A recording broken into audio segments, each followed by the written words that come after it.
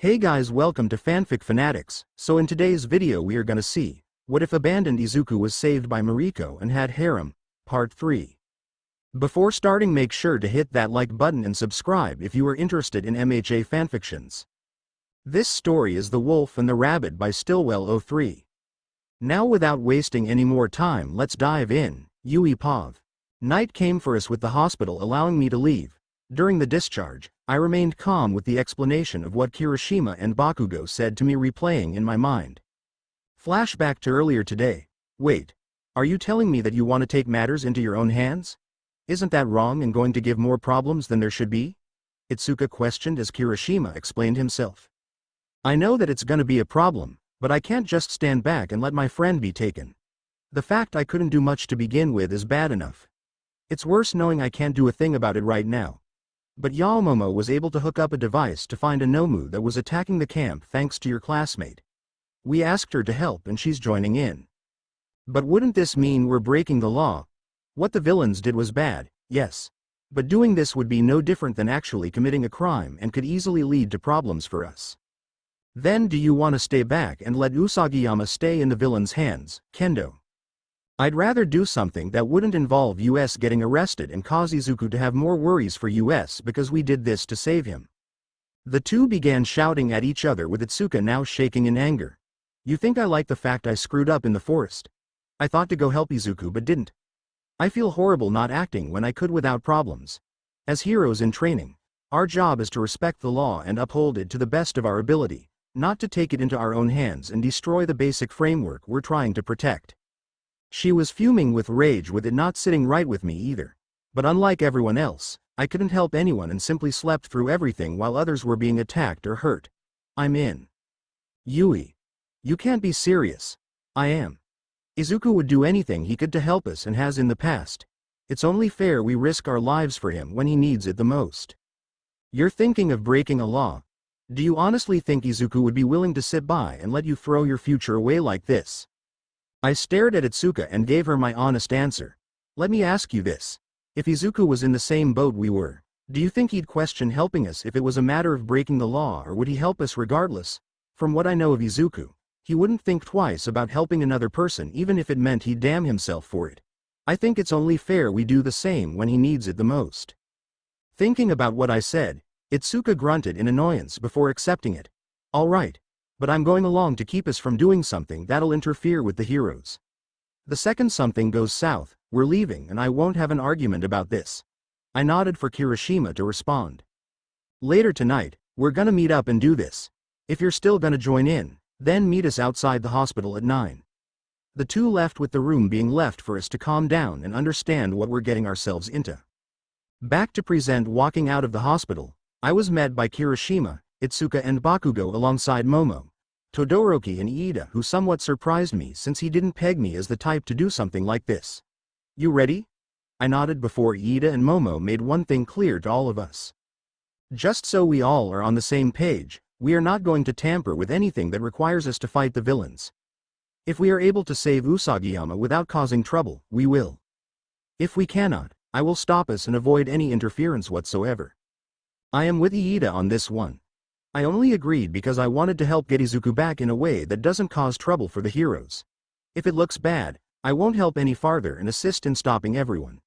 If nobody here can accept that we will have to walk away if things get out of hand, then I will not let this go any farther right now. We all nodded for us to start following Momo out of the area and to the spot her transmitter was giving a signal. In a heroes meeting location, third-person Pav. Miriko walked into the area she was in for everyone to look at her. In the room, there were several pros prepared to head out on a moment's notice with a small army of cops. The group she was part of was to head towards a location that they believed had Izuku as well as several Nomu in it. Thanks to her giving the information on Izuku's phone, they were able to tell that he was almost certainly here thanks to cellular positioning. Meanwhile, Ryukyu was placed in a second group to attack what was most likely the League of Villains' hideout. Thanks to some eyewitness reports of someone fitting the villain Kurogiri's description, the group had discovered the League was at a bar that didn't get as much attention. As the rabbit hero stood waiting for an all-clear to head out, she was met by Gang Orca. I'm sure your son is okay. He's tough like you, so he won't break under pressure so easily. You trying to make me happy or give me reason to rip a villain's entrails out? A dark aura came out of Miriko for the killer whale hero to back away. Ms. Miriko. I think I should apologize on my team's behalf. Tiger came over to bow to her in apology. If we were able to act faster, perhaps none of this would have happened. I read the report about the attack. They knew where to hit and how. I don't think you or your team could have done better. Doesn't make me happy admitting that, but my anger isn't on you or the other members of your group.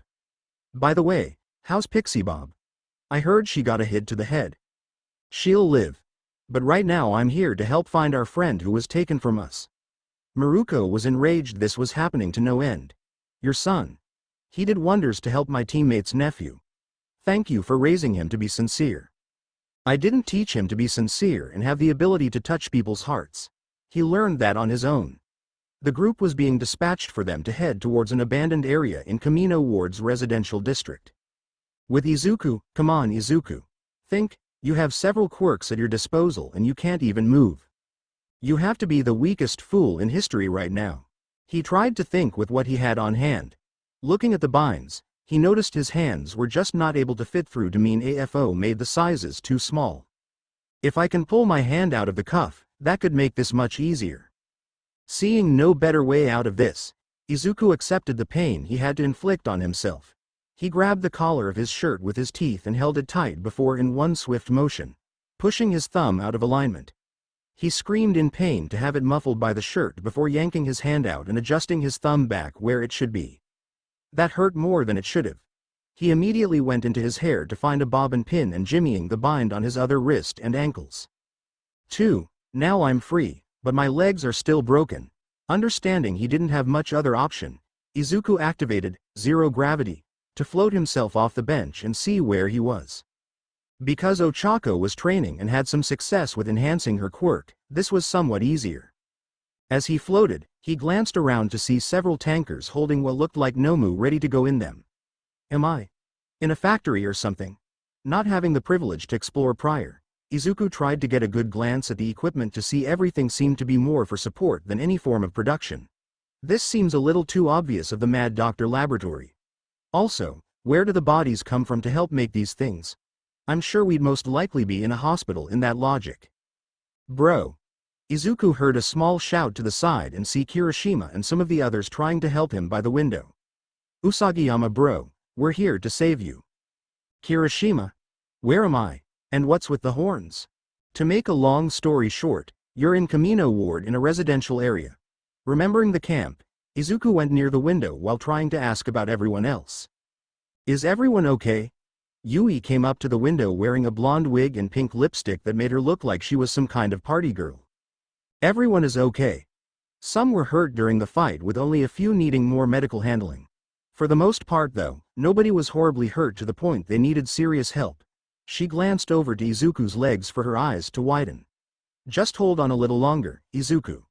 We're going to get you out of here. Momo. Can you make me a few bolts to open up this window? Here you go. Momo, who was holding Yui up, passed up the bolts for the size quirk user to place them between the bars. She opened the window wide enough for someone to come through. Let's go. Izuku started moving before remembering something to go back into the base. What are you doing? Let's go.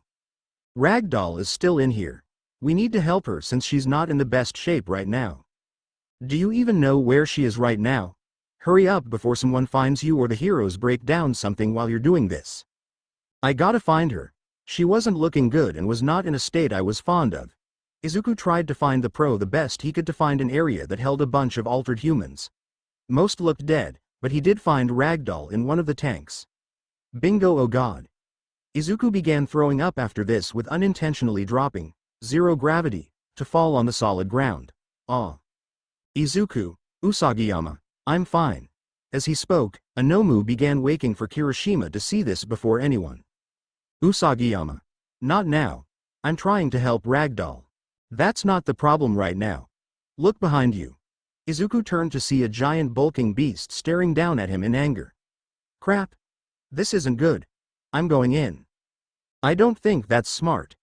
Yui held the redhead back while pointing towards the opening to the main street. There, Mount Lady was standing with her quirk active. Oh crumbs. Kirishima and Itsuka spoke up before seeing the 40-feet woman drop her foot down and destroy the entrance. In a flash, Miriko came in to see Izuku and the Nomu. 3. Step off, you stupid overgrown piece of shit. She went right for the brain to crush it and level the thing. You okay? Izuku nodded for Miriko to go over and hug her son. It's okay. I'm here. Izuku understood his mother was worried for him and hugged back. Pulling away, Miriko immediately pulled Izuku's cheeks in agitation. Mom. Why are you doing this? Because this is your punishment for going and doing something stupid. You understand how dangerous things were when you tried to attack a psycho like Muscular. I washed twying too whelp aquatwa. Wabawad. The rabbit hero let go of his cheeks for both to start heading out. Hold on. In the tank over here is Ragdoll. I've got her. Tiger came as fast as she could to pull his teammate out of the tanker while the rest of the pros try and subdue the rest of the Nomu in the building. As they did, Tiger noticed the strange state the green-haired pro was in. Ragdoll. What have they done to you, my friend? Understanding what this was, Izuku held his head down in shame, knowing this had everything to do with him and the villain that kidnapped him. What happened to her? Izuku looked up to his mother, who asked this before responding. Happened. Knowing this was AFO's doing, Miriko carried her son out while understanding this was going to be a long road for the pussycats. I couldn't help her, I'm sorry. It's not your fault. I should have done something though. These things happen. There's nothing that would have changed this if you would have done stuff differently. But, Izuku, none of this is your fault. Nobody blames you for any of this. Don't think you did anything wrong, since this was all just because of an incident that you just happened to be in the center of.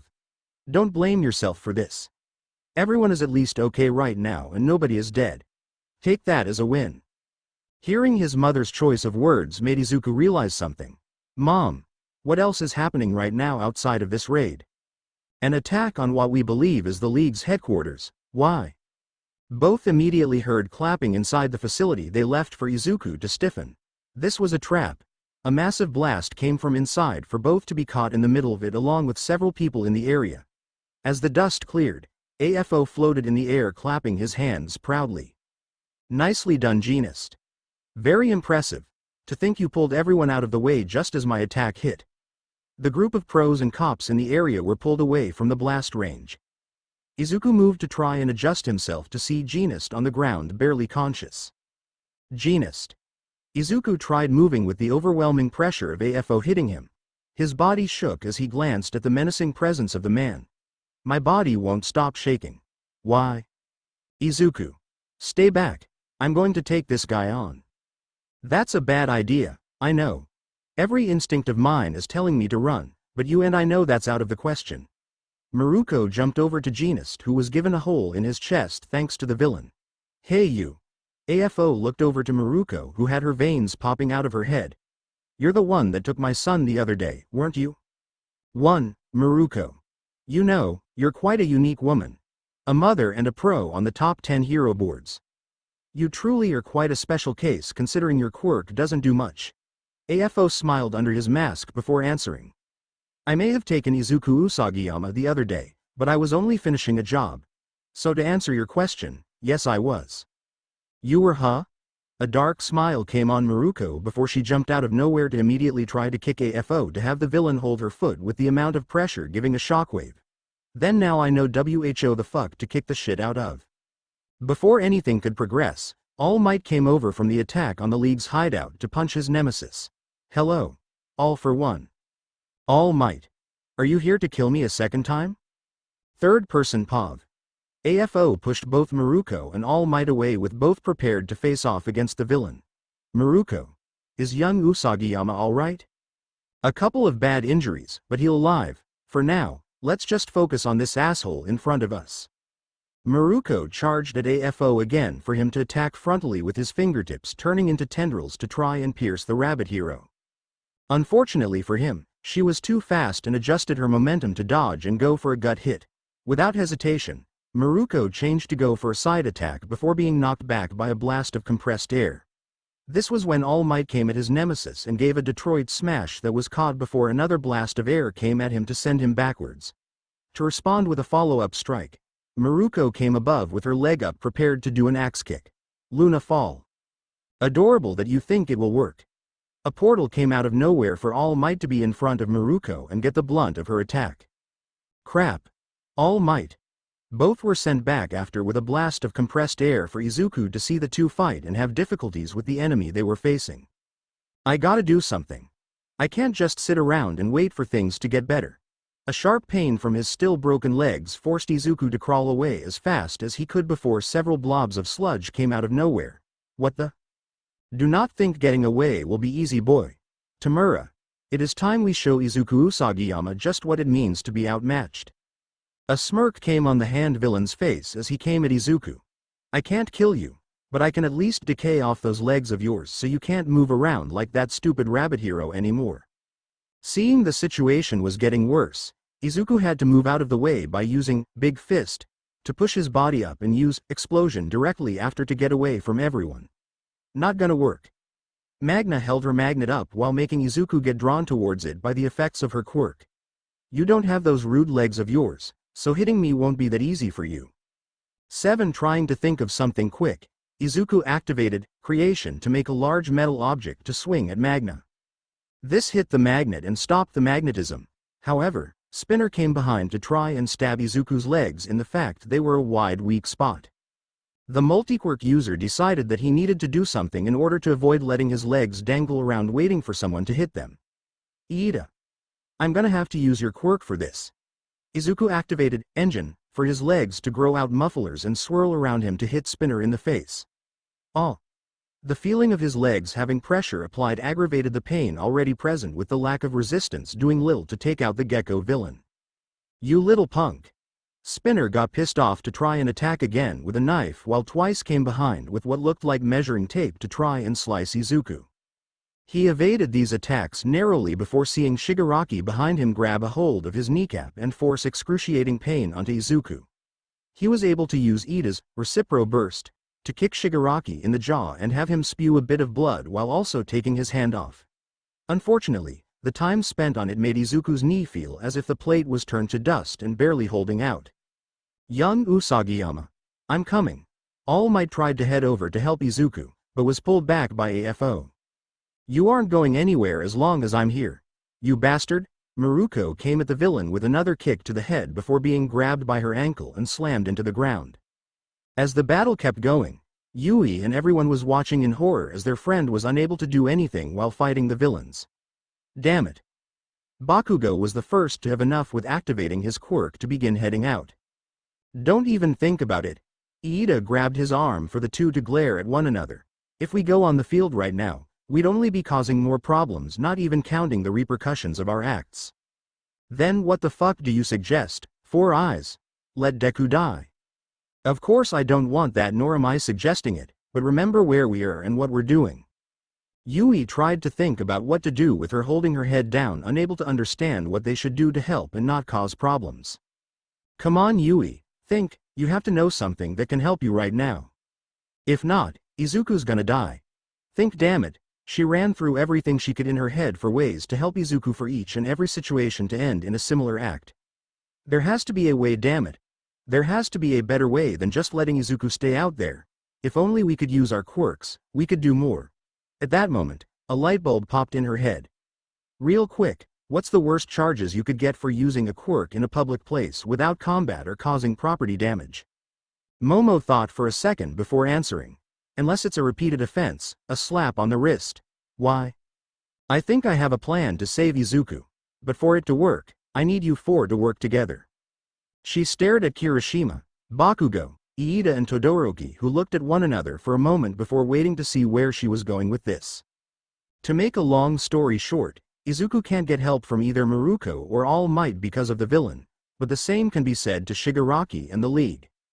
So right off the bat, Todoroki will make as high of a glacier as he could while Iida and Bakugo use Kirishima as a battering ram to break down this wall.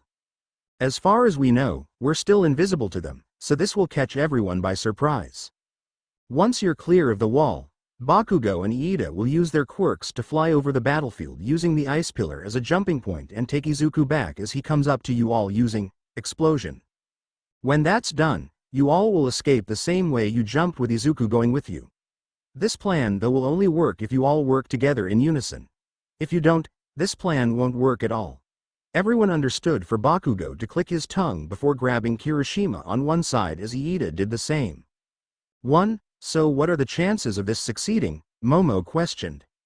My best guess, 45% it works. So you're putting everything on a gamble that this works out the way you want it to. Do you have a better idea? Yui questioned Itsuka for her to see Izuku struggling now to prove he's in over his head due to his injuries. To be fair, I'd rather it be in a higher, but we don't have that privilege right now. This is the best way we can help with there at least being a good enough chance of saving Izuku. I'm with you on that one, sister. If anyone's gonna beat Deku, it's gonna be me. Bakugo held a smirk as everyone stared at him with unease. You could at least try and say something a little nicer. Momo noticed Izuku start to really struggle to look at the group. If we're going to do this, now is probably the best time. Izuku's starting to run out of steam. Right then. Get moving icy hot. Bakugo stated for Todoroki to create a giant pillar of ice in the middle of the field. This stopped everyone before the wall the group was hiding behind was destroyed by Kirishima's head in his hardened form with Bakugo and Iida going up the pillar as fast as they could. As they did, Izuku punched Shigaraki away and saw his classmates above. Deku. Bakugo shouted for everyone to acknowledge him. Come on, we're here to help, so get your ass in gear. 1. Understanding that this was their way to save him, Izuku activated explosion to send himself flying up over the battlefield. Kirishima gave his hand out for him to grab. You're all insane, you know that. You think you're much better. Izuku laughed at this as Iida revved his engines. Everyone, on my mark. Fuck you, 4 eyes. Bakugo shouted for Izuku to activate both explosion and engine to send them out of the area as fast as they could. Meanwhile, the villains noticed this for Magna to attempt to send compress after him. Get the kid. The villain was sent flying with her quirk and was about ready to hit the 4. However, Mt. Lady grew at the last minute to take the impact right to her face as a way to help.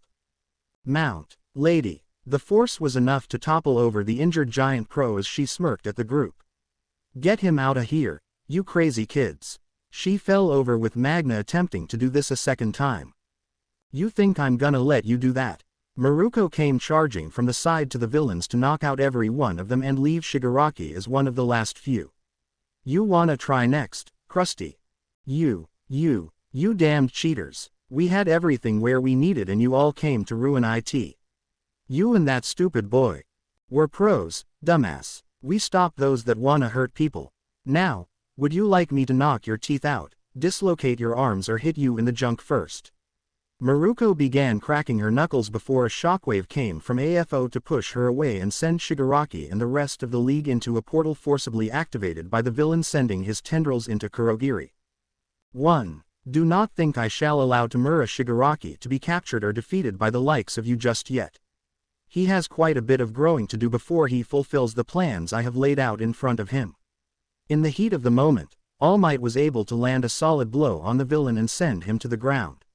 The covering over his face was destroyed to show his head having a nasty scar that left the villain blinded with only his mouth visibly present. So that's why this guy needed Ragdoll's quirk. He can't walk around or fight as seriously without it.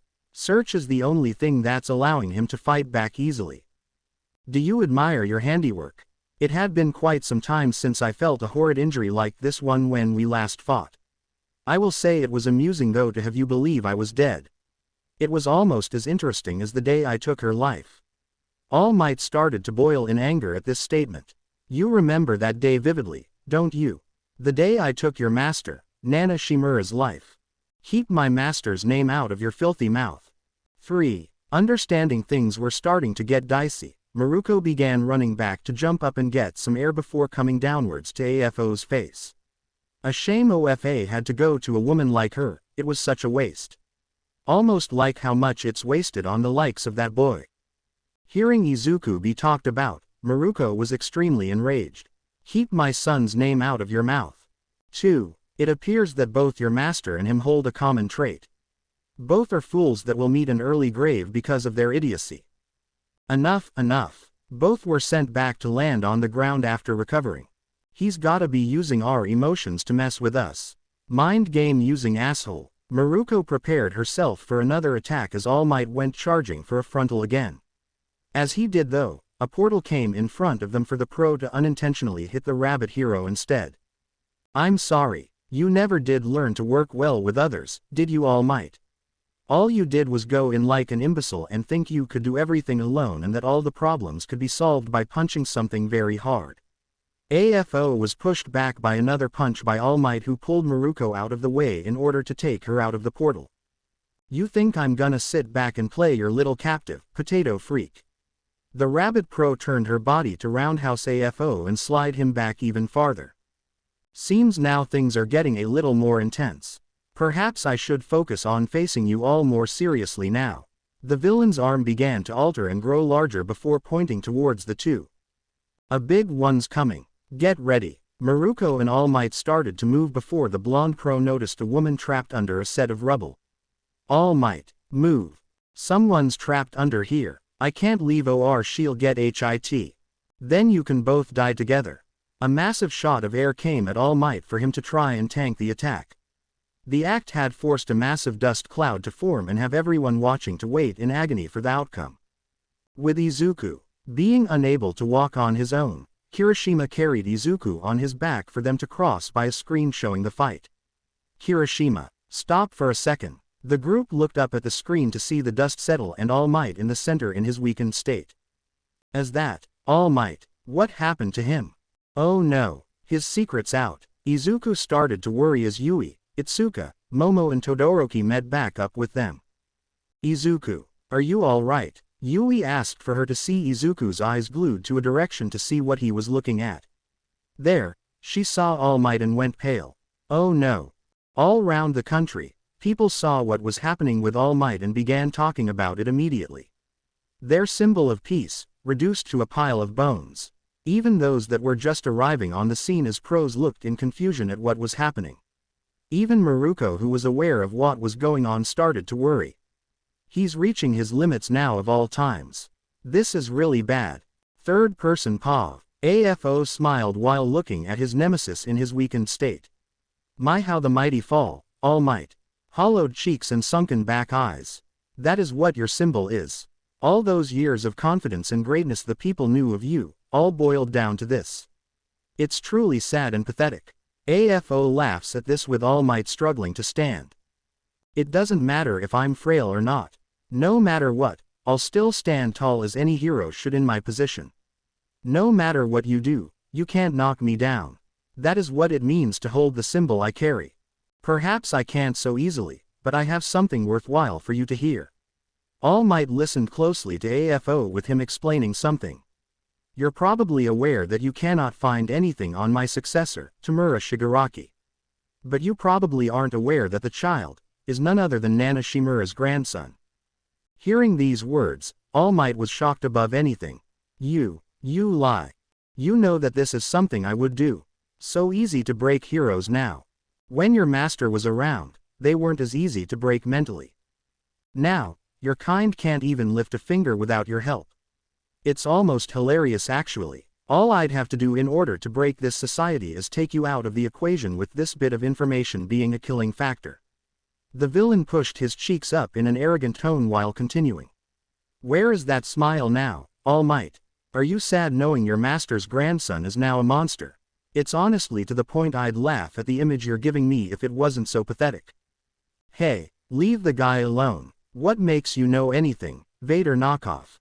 2. And the mindless muscle woman speaks. Tell me something.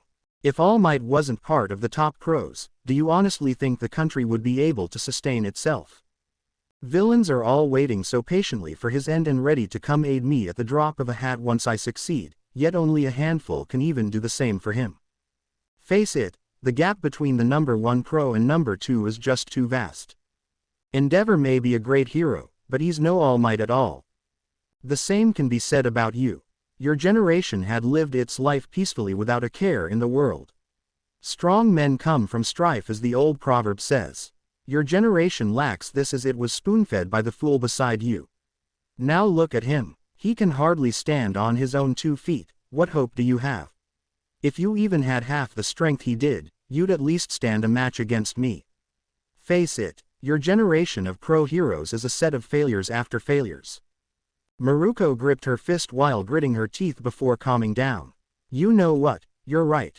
My generation screwed up. We let All Might keep the burden he had without doing anything to help lighten that load. This made us lazy and sloppy. Well, I'm going to make it right now by taking you down and helping raise up the symbol for the next generation.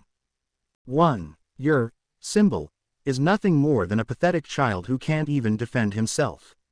And yet for some reason both you and that blonde oaf honestly believe he's your saving grace. AFO kept laughing at Izuku before pointing out his logic. If he really was this great hero, then why isn't he here right now?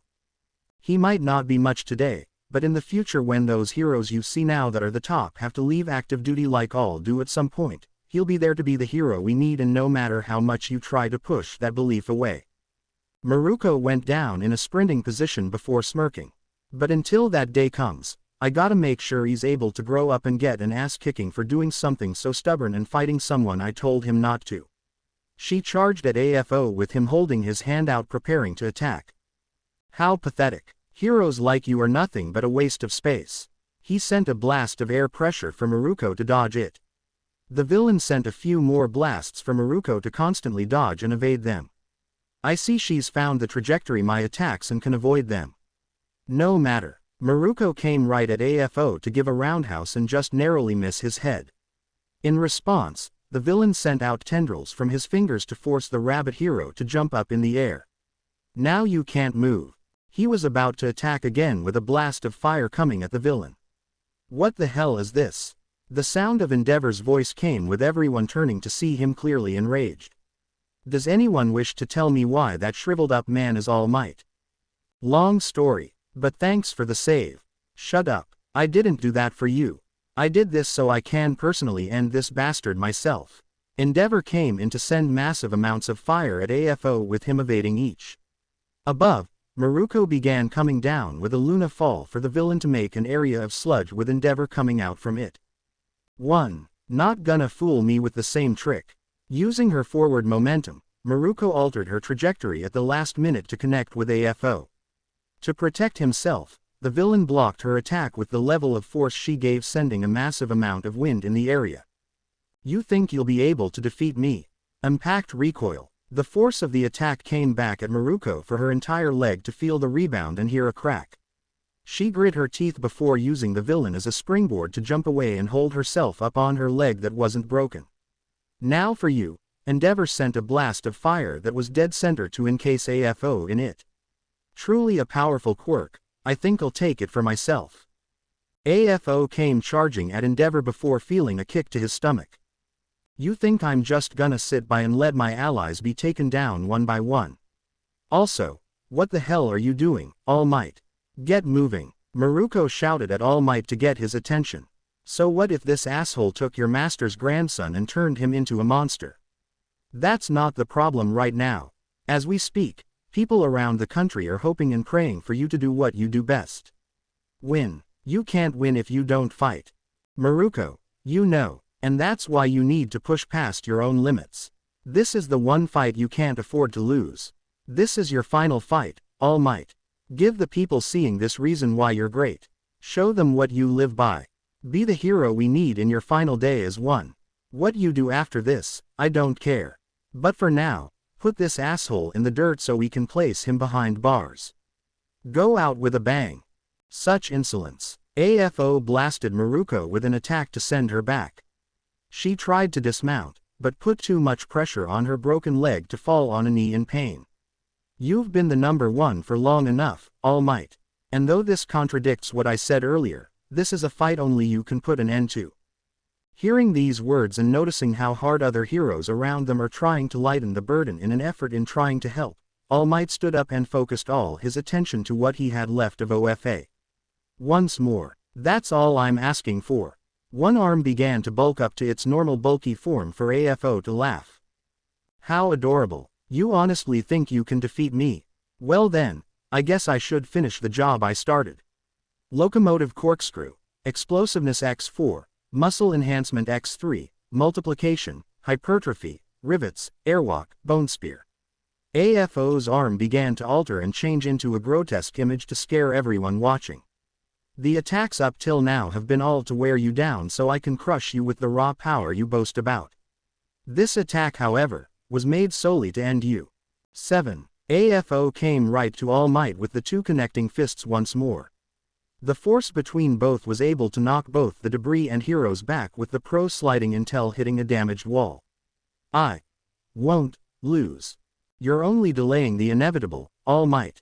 You're already barely holding onto what little fragments of OFA are still in your body. No matter how you try, you will die here.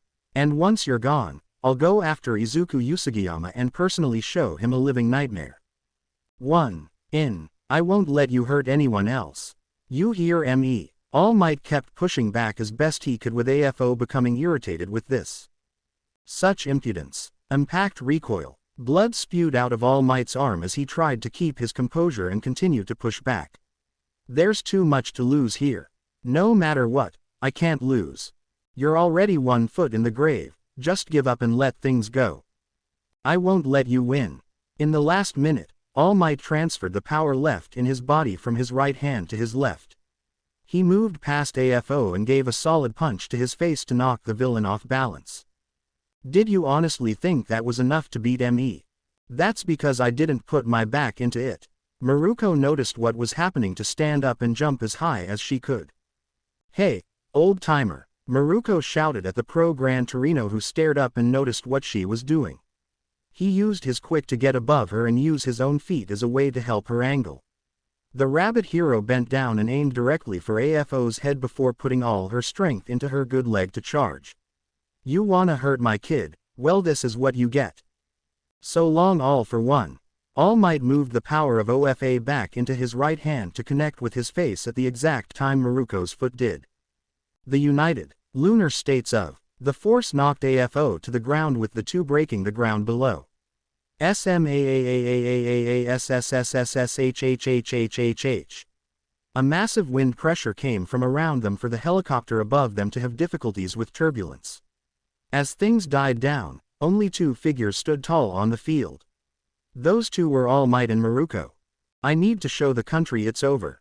All Might raised his fist to the air to give his motivational declaration that the job is done. He did it. All Might won. The country cheered for the blonde crow with Miriko laying on her back laughing. To think all this is finally over. This guy really was off the rails though. Fatigue began hitting Miriko as she passed out on the spot, happy of what they accomplished. At least Izuku doesn't have to face this monster in the future. 8. Few hours later, as the cleanup and rescue searchings for any bodies, those that watched the news from start to finish noticed AFO being dragged away in quirk-canceling cuffs. As he did, All Might stared at the camera and pointed at the screen of it. Now it's your turn. This statement made almost everyone look at this as he's going to find and defeat the League of Villains, wherever they may be. However, Izuku saw this in a different light. This was the end of All Might's career and now it was time for Izuku to hold the rings of the next symbol of peace. Izuku Pav. Once things settled down, everyone brought me to the police where I explained the situation. After that, I was transported to a hospital where I was able to get medical treatment for my broken legs. Fortunately for me, Recovery Girl was there helping those injured by the Camino incident heal faster to avoid a lengthy stay.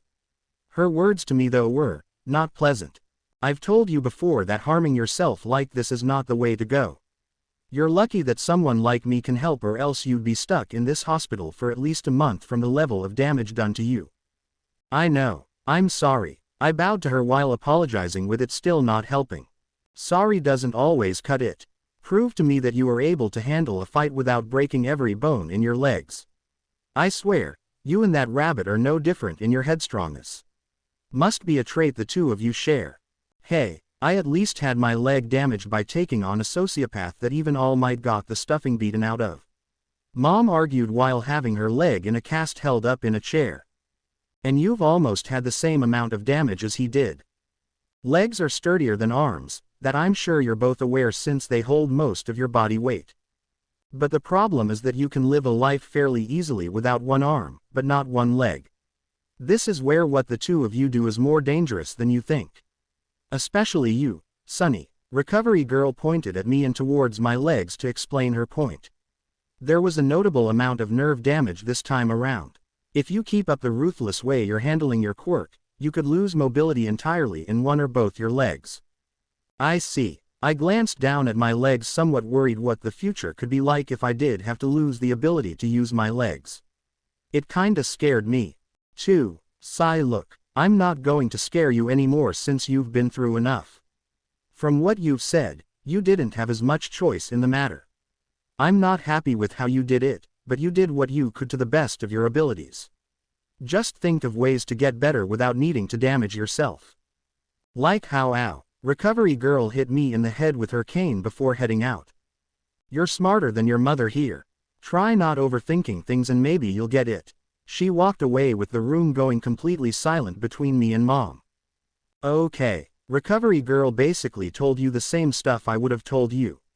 I'd also kick your ass for disobeying me and fighting Muscular, but I'm kinda not in the position to do that, and I think any more injury to you wouldn't make a difference right now to get a point across. So good job all things considered, but don't do stupid shit like this again or I will kick your ass next time even if you're in a hospital bed. 1. Alright. Izuku Pav. A few days passed since the incident with Kamino Ward, with both me and Mom able to leave the hospital and get back home. On the last day before being released though, Recovery girl came to heal her completely, but only heal me to the point I only needed casts on my legs. This thing itches. Good. That means you know why you have it on. I stared at her in confusion. Casts aren't meant to be comfortable. They're meant for you to know and reflect on your actions that caused it. You got the injuries you did from doing something stupid like go against a psychopath. Do I think you were in the right to stop him from hurting someone? Yeah. Do I think you had to break your legs to the point you did? Not really. 1. Okay, but why aren't you in 1? Because I was the one to ask Recovery girl to have you in the casts. Consider that your punishment for not doing what I asked you to do when you face someone like Muscular.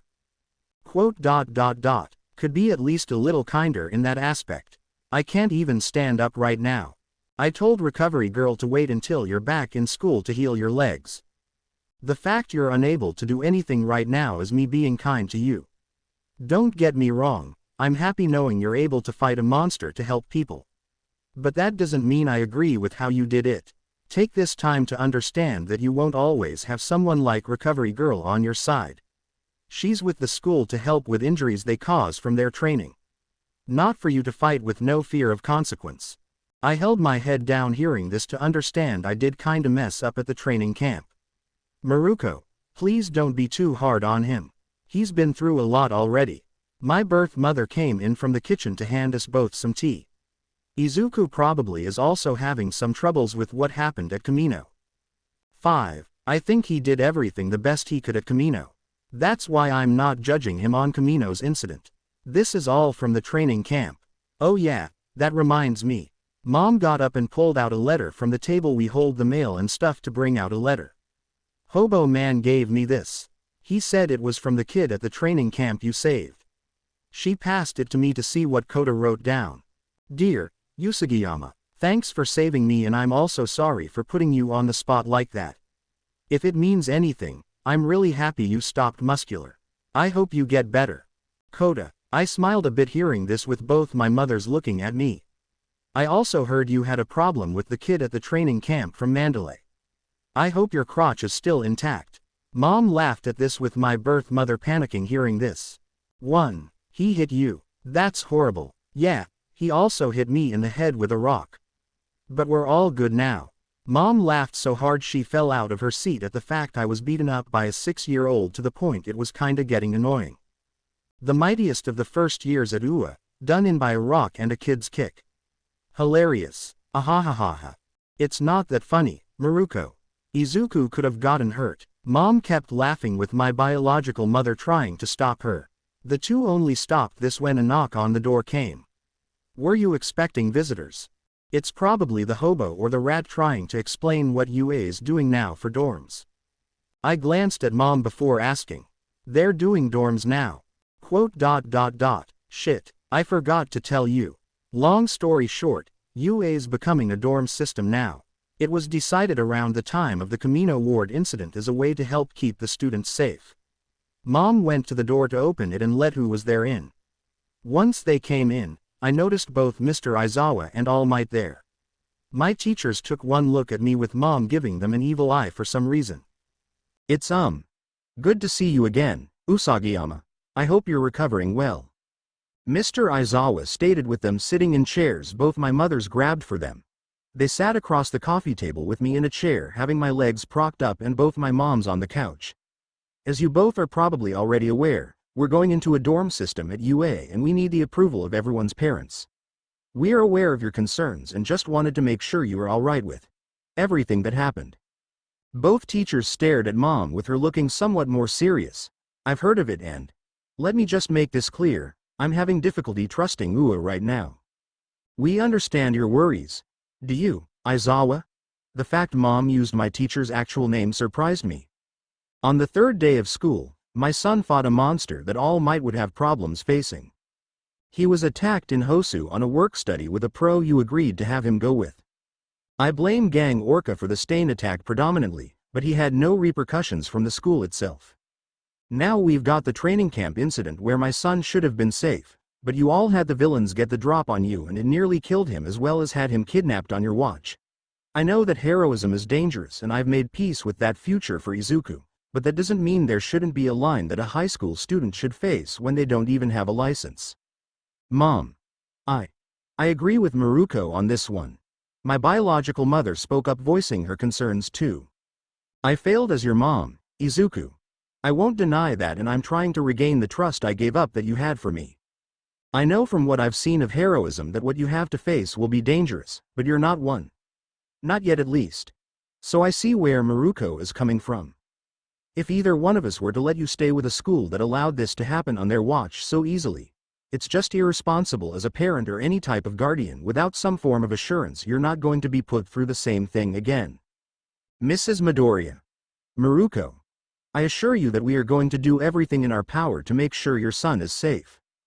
And how well did that work out in the past? Mom cut Mr. Aizawa off while pointing out something important he needed to hear from her. Are you aware of Izuku's medical issues right now from what Recovery Girl said? He could lose his legs next time something bad like this happens. She walked over to grab Mr. Aizawa by his shirt collar and lift him up. Listen to me, hobo, and listen good. I've accepted the fact he wants to be a hero. I've made peace that he could easily die as a hero. But what I haven't made peace with and never will is Izuku dying as a kid because of your shoddy teaching. When I took Izuku in, I made it a personal goal to never let him suffer the way he did when I first found him. Even if he hates me for it, I'm going to fight tooth and nail to make sure he at least has some safety in that. I don't care if you're a teacher or a pro. Unless you can prove to me Izuku isn't in danger under your watch, I won't let him step 1 foot back on UA's campus. Miss Miriko. Stay out of this, skeleton man. Right now, you're unable to even defend yourself. I'm asking the guy who actually can defend others right now for his certainty. Mom was angry. I didn't know she was this mad to somewhat get worried about not getting the chance to go back to Ua. Mom. Izuku. She's right no matter how you look at it. My biological mother stated not letting go of eye contact with everyone. This time was inexcusable. You should have never had to fight a villain at a place you should have been safe in the first place. If this is honestly the best they can offer as a means to say you're in good hands, then I'm with Miriko in saying you shouldn't go back to UA. I felt really hurt hearing these words. Izuku. I know you want to be a hero, but think of your own personal health. It's not right for you give up your own life when you're not even a hero yet nor even have any grounds to do these things. I couldn't stand hearing these words. I felt as if all I've worked for was going up in smoke. At that moment though, I noticed the letter Kota wrote to me in my hand still. Then what if it's not Ua? Everyone looked at me for a moment. Even if I have to stop going to Ua, there's other ways to reach my goal. Even though all the friends I made up till this point are at UA and I'd be alone for a while, I can still be a hero even if I can't go to UA anymore. All Might heard this to smile at me for a moment. He then transformed into his buff form and walked away from the chair to put his head to the floor in bowing. He soon let go of this form to present him in front of both my moms. Miss Miriko. Mrs. Midoriya. I understand that we have shown wrong. But heed my words, I will do everything in my power to make sure Izuku becomes the shining symbol he wishes to be. Even at the cost of my own life, I'll keep him from the dangers in the future he shouldn't face no matter the cost. This is my solemn vow to you both. So long as I live, I will not ever allow Izuku to face what he has without my assistance and protection. I felt a little conflicted seeing All Might bend down on his hands and knees for Mom's approval. I was happy he was willing to help by going this far, but felt horrible he was doing this. After the sudden shock of it, Mom let a sigh out before getting All Might to stop. Get off the floor, All Might. It's not a good look for you. He did as she asked with Mom sitting back down. To be honest, I'll probably hate myself later for doing this, but I feel like I'd be an asshole if I didn't allow it. I'll go along with letting Izuku stay in UA. Really, I was excited before Mom spoke up. There's a condition though. Izuku isn't going to be put through the crap he's been with your school again. If there's another villain attack on the school or at a school run thing that catches you by surprise, I'm dragging him out by his feet if I have to. The amount of trust I have in UA right now isn't a lot as compared to prior years. However, things are just gonna get worse now since All Might here is no longer an active duty pro. That means we need more heroes as well as my ability to bail you out if something happens is limited more. So you better have your shit together now, Hobo Man. Mr. Aizawa bowed before standing up. Thank you. UA will allow him to start moving into the dorms in 2 days. Wait, you had the dorm system built in just a few days? They've been built, Mrs. Midoriya. For a while now, Principal Nezu had been looking over the possibility to make UA a boarding school. For the most part, he hasn't been able to get the green light by the government to change it to one until this incident. The Hero Board agreed that now more than ever that we would most likely need some form of insurance in case something bad happens. As such, we are now able to hold the transition and we're able to finalize the process within the time after the Kamino Ward incident. Well, that seems kinda convenient for Nezu. I wonder when he thought to put in this system. I thought about this before Mr. Aizawa looked at me. 1. Usagiyama. Recovery girl will come by the night before the move-in to heal your legs enough to walk. You may still need to take it a bit easy for a day or two, but you shouldn't have problems moving in after. Thank you. I bowed while sitting to my teacher before he made another thing clear. I don't condone what you did in the slightest. You nor the people involved in rescuing you, but I'm at least happy nobody was hurt in retrieving you and you're back to us somewhat safe and sound. Make sure you take better care of your body. Saying, I did it to save someone won't be a good enough excuse in the future. Get stronger so you don't have to worry about what will happen after. He walked out with All Might to somewhat unease me. He's got a point if anything. I looked at Mom for her to continue. Saving someone is good, but risking your own legs is bull. Don't do it again or else you'll have to worry about my foot being up your ass next time. I knew she was somewhat serious to understand that what I did wasn't a loss, but it wasn't a good enough win. I need to get better. That's the end result. Izuku Pav.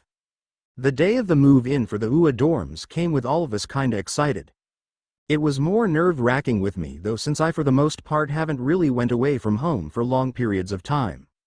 In all honesty, the longest I've willingly went away from home was when my class in middle school did a week-long Kyoto trip for our third-year trip. Kyoto Tower was really nice to see and go into. This though, was very different. I was living on my own somewhat and it kinda worried Mom. She told me that every week I should call her at least once in order to make sure I was okay. Sigh even when she tries to hide it, Mom is really kind and soft at times. Though, she'd probably kick my ass for saying that. I felt a shiver down my spine thinking this as if Mom was ready to attack me out of nowhere. Huh? Hey. Izuku, Ochako waved at me to limp over on crutches. Hey. Did I make it on time? You did. But you okay? You're looking kinda. Kyoka tried to find the best words to say without sounding mean for me to choose some. Beat up. Gimpish. Wobbly. Any of these work. Yeah, but I'm not gonna say I like saying them. I get it. I'm not fond of being on crutches either, but better than not being able to walk at all and having your legs itch. Mina laughed at this with a certain someone shouting from behind me. Hey everybody. We turned around to see Toga running over to us. What are you doing here? Toga smiled at Hagakure before answering. I'm your new classmate. Starting now, I'm officially taking the free spot in Class A. Shinso backed out near the end, saying it's not worth fighting me over and he'll find a way in later. I smiled, realizing this to try and give my respect to Toga. 1. That's great. Congrats. Also, I have a lot of respect for Shinso. Giving up the chance of being in the hero course right away for someone else. I should really offer him to join us in training outside of classes. He could be one of our classmates in the future. Toga nodded happily at this. Alright. All of you are here. Let's get down to the basics. Mr. Aizawa came out from the dorms to greet us and gain our attention. Starting now, this will be where you'll be living from now on. There are rules you have to follow inside and some other guidelines I'll point out. But before that, our teacher looked as if he was ready to expel someone to send shivers down our spines. Bakugo, Kirishima, Todoroki, Yaoyorozu, Iida. I'm well aware where you five were during the Kamino incident. Everyone that knew about it went pale hearing this. The fact all of you are uneasy about this proves that you also knew what was happening. If I had half a mind to do so, I'd expel everyone here except Usagiyama, Juru and Hagakure, who were unable to give their opinion on the topic. But due to the circumstances we're under, as well as being short on manpower due to All Might's retirement, that'll only shoot us in the foot in the future. So for now, do try to follow the rules and not make any trouble. Mr. Aizawa walked in with everyone kinda down. I felt bad knowing almost everyone was on thin ice because they wanted to help me to try and think of something to do. I got it. Hey, Kaminari. Can you follow me for a second? Sure. He did as I asked to come behind a bush. When he was there, I used a portable charger I had to zap him as well as charge up almost every appliance I had on me. When I finished, I pushed Kaminari's fried self in front of everyone for him to do his goofy smile and thumbs up. Yai. 1. PFF ha ha ha ha ha. Kyoka immediately laughed with me hobbling out of the bushes. Usagiyama. Why did you do that to Kaminari? To try and cheer everyone up, Iida. He stopped when I said this for me to give a sigh out. It's frustrating knowing everyone is in trouble because they wanted to help me. As such, I should take responsibility and try to make everyone cheer up at least a little. I placed a hand on Kaminari's shoulder as a way to gain his attention. Sorry that I had to use you for this, man. Nothing personal. Whoopie derpy do. Ahahahaha. Kyoka kept laughing with Momo beside her starting to have problems holding it in. It is somewhat comical. At least we know that Deku's trying. Pussy of a way regardless, but it does the job. Kacchan pointed this out with all of us heading in. At least everyone's a little happier. When we walked in, we noticed a massive dormitory system with the bottom floor having sofas, a flat screen, a kitchen and even some doors to a gym and pool. I live in a mansion. Ochako started swirling around with Iida catching her to stop her from hurting herself. 1. The dorm system is split from the second floor up, with the boys' side being the right stairwell and the girls being the left. The bottom floor is for everyone, so try to do your fair share if you need to clean here. Should also be understood without saying, but the baths and the restrooms on the bottom floor are split by gender. I don't see that being a problem with anyone. Immediately, Ochako, Momo, Mina, Sue and Kyoka thought for a moment, with them having massive nosebleeds before falling over. 5. Mr. Aizawa. Should we get Recovery Girl here for them? Siro asked with our teacher playing this off. Do what you want. Classes for you all start up tomorrow. So use this time to unload your things that are in your rooms already and be prepared for tomorrow's lessons. He left after this with me creating a vial with smelling salts thanks to creation. I asked Kacchan to wake the 5 girls up with all of us heading towards our own rooms. Since I was going to take time going up, I waited for everyone else to go up before going up the stairs myself. Yo, you need a hand getting your stuff done, man. Hiroshima asked for me to wave it off. It's not that hard. Right now, the crutches are more since it's hard to walk or stand on my legs for a long time. It shouldn't be that hard on me. Okay, just holler then if you need help. I'll keep that in mind. I got to the first floor and noticed my name on the first door to smile a little. At least I'm not going a distance. Later that evening, after a large amount of hard work and sitting down due to not being able to stand as much, I was finally finished with placing everything up how I wanted. I hobbled down to see the guys laying on the sofa. Everyone else is done. Pretty much, Kaminari stated. I have a few things I need to do but I don't have enough wiring for it. I got some thumbtacks if that works. Tokiyami smiled hearing this. That actually does. 2. Hey boys. We turned to the girls' side to see the girls come walking down in street clothes. So everyone's done. Yep. Hiroshima smiled with Mina getting an idea. So how about we do a dorm showing then? It'll be fun. I was a little worried hearing this to raise my hand. No Izuku, you can't pass on this. What's wrong? Got some dirty mags hanging around somewhere we might see. She made this joke to have me blush a bit. And no, it's just what? Mina kept egging me on to try and find out. Well, it's just that. Onward to Izuku's room first. Mina stormed everyone up there with me hobbling up. 1. You can't go in there. I tried using zero gravity on myself to float up the stairs and catch them when they walk in. Please leave. I'm so embarrassed. Everyone looked inside to see my room filled with pro merch of my mom, Aunt Ryu, Uncle Fat and All Might. It's just as cute and fanboyish as the room back home you have. Ochako smiled at this before my phone rang. It's your mom. I'll get it. Mina, stop. She didn't listen to me to put mom on speaker and speak to her. Hello. A silence was on the phone with it confusing everyone. Hello. Ashido. I'm going to give you 5 seconds to give my son back his phone and have him explain to me why you're answering that doesn't involve him being part of something he shouldn't on the first night.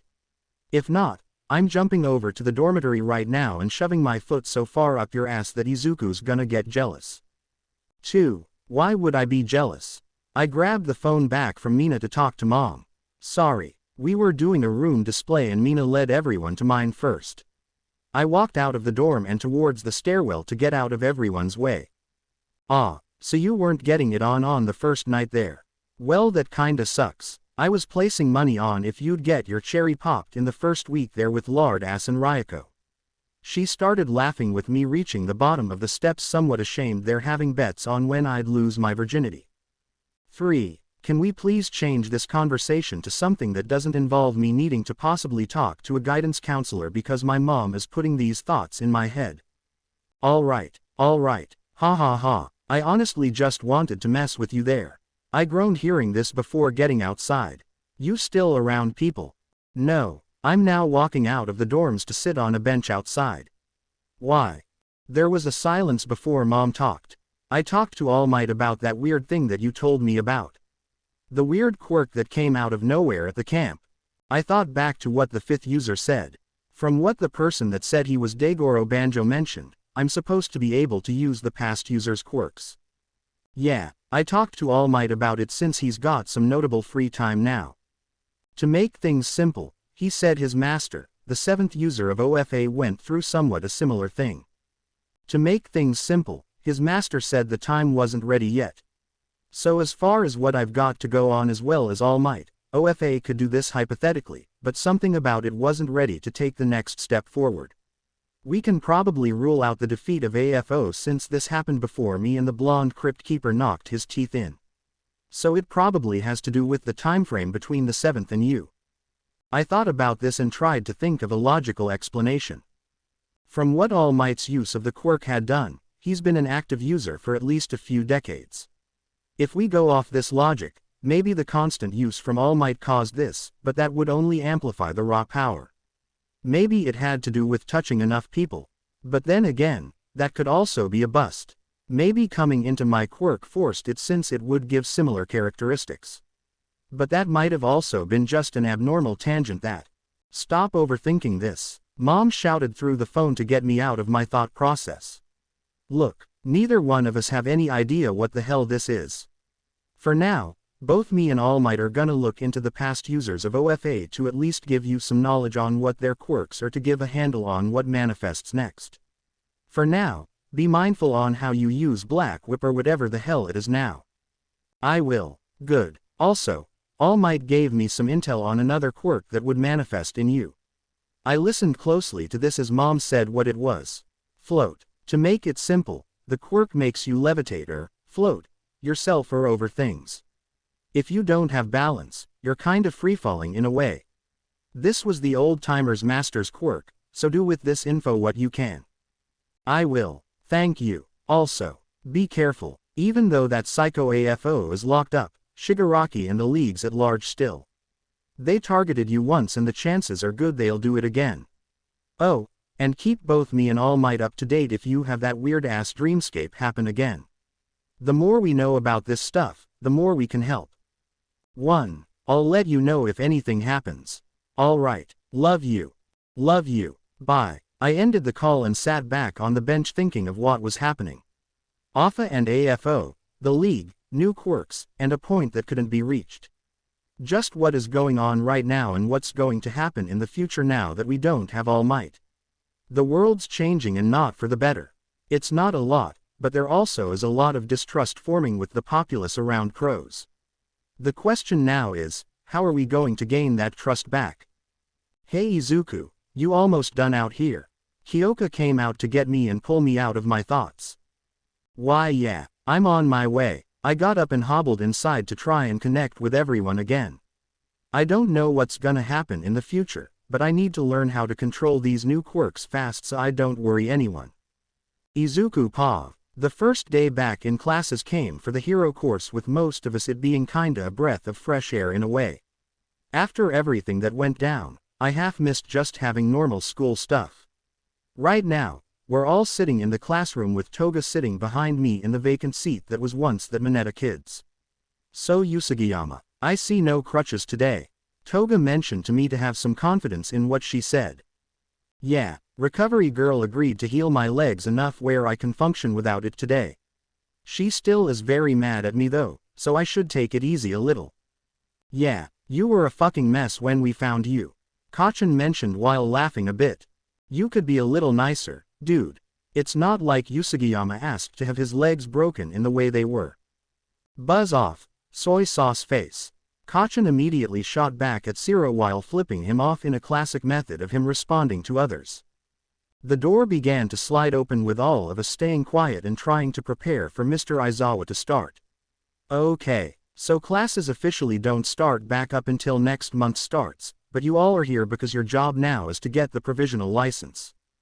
If I remember correctly, Mom said the provisional is a license that for the most part gives you the ability to act as if you were an actual pro on situations needing your quirk. Mr. Aizawa explained the provisional license in the way Mom described it before going on about what we were doing. Since you all have trained and shown natural growth with your quirk's limits, we'll need to have you make ways to harness that raw power in a technique. In short, this class will be about special moves. Yeah, everyone started cheering at this before our teacher gave a death glare. Shut up. We quickly quieted down after he shouted this for Mr. Aizawa to continue. To make things simple, the provisional is normally given to second years with UA being one of the very few exceptions to that unwritten rule. That's why today, you'll have 3 different teachers helping you with today's lesson. Once this was said, Midnight, Ectoplasm and Cementos walked into the room to gain our attention. Alright everyone, time to start heading down to training gym Gamma. Midnight asked us to start heading with her first to take our hero costumes to change into. On gym Gamma, everyone began standing around with our teachers explaining to us what was going to happen. For the next 2 weeks, we're going to be working on methods to create special moves. Midnight began explaining in ways we could do them. Special moves are ways you can creatively use your quirk your own way. In a sense, you'll be doing the same thing that Usugiyama does on a regular basis when it comes to his quirk. Quote. What? Your packed move techniques. You could easily argue those are special moves in which you've already completed the criteria and more. I felt a little touched by this comment to start crying a little. 3. Starting now, you all will be doing the same and training against one of my own clones. If you need or desire a costume upgrade, you are free to ask Powerloader in the support course. However, keep in mind if it is a large upgrade or not if you would have to wait a prolonged period of time. Ectoplasm explained as Cementos created for several different areas to train on. I hopped on one of the lower ones since I wanted to try a new idea I had, but didn't know how to enact it.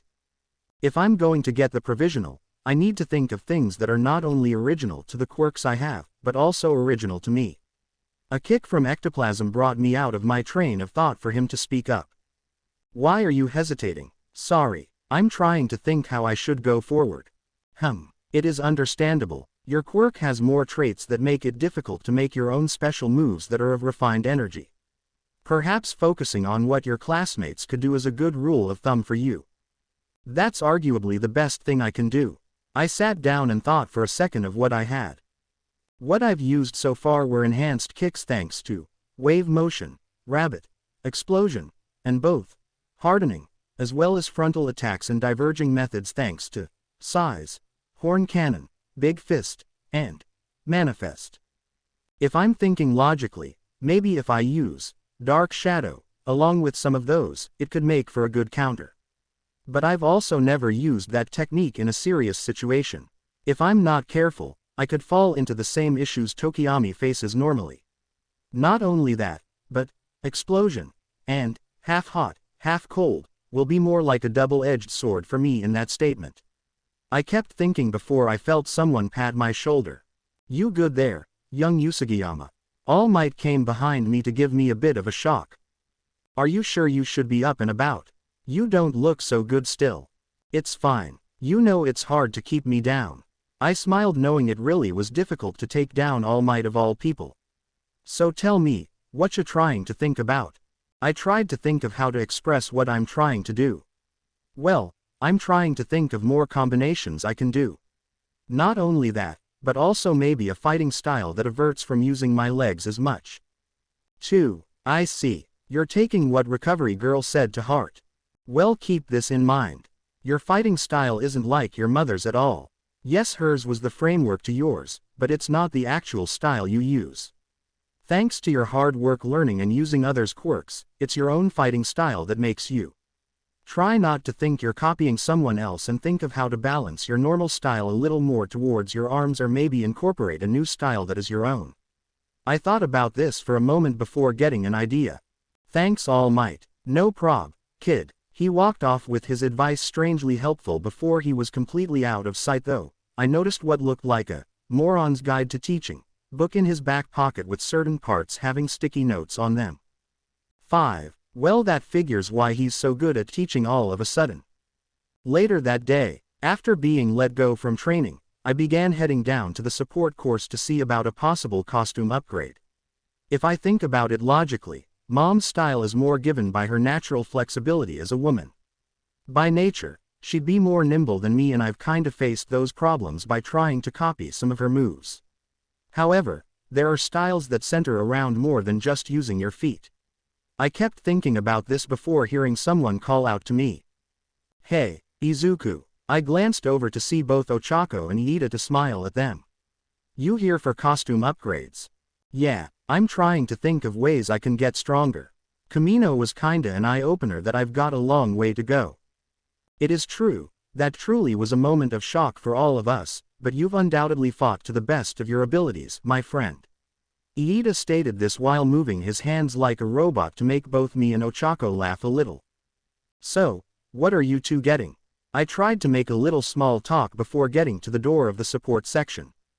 "I'm trying to get something to help me with nausea a bit more. I'm trying to get something to lower the cooling time my engines have." I thought of possible ways that this could happen for them. Once I got to the door to the course, I knocked on the door before it exploded and sent both the metal door and me flying. Usugiyama, Izuku. I wasn't able to see anything with a large amount of black smoke and something laying on my body. "Hatsume, I told you to not cross those wires."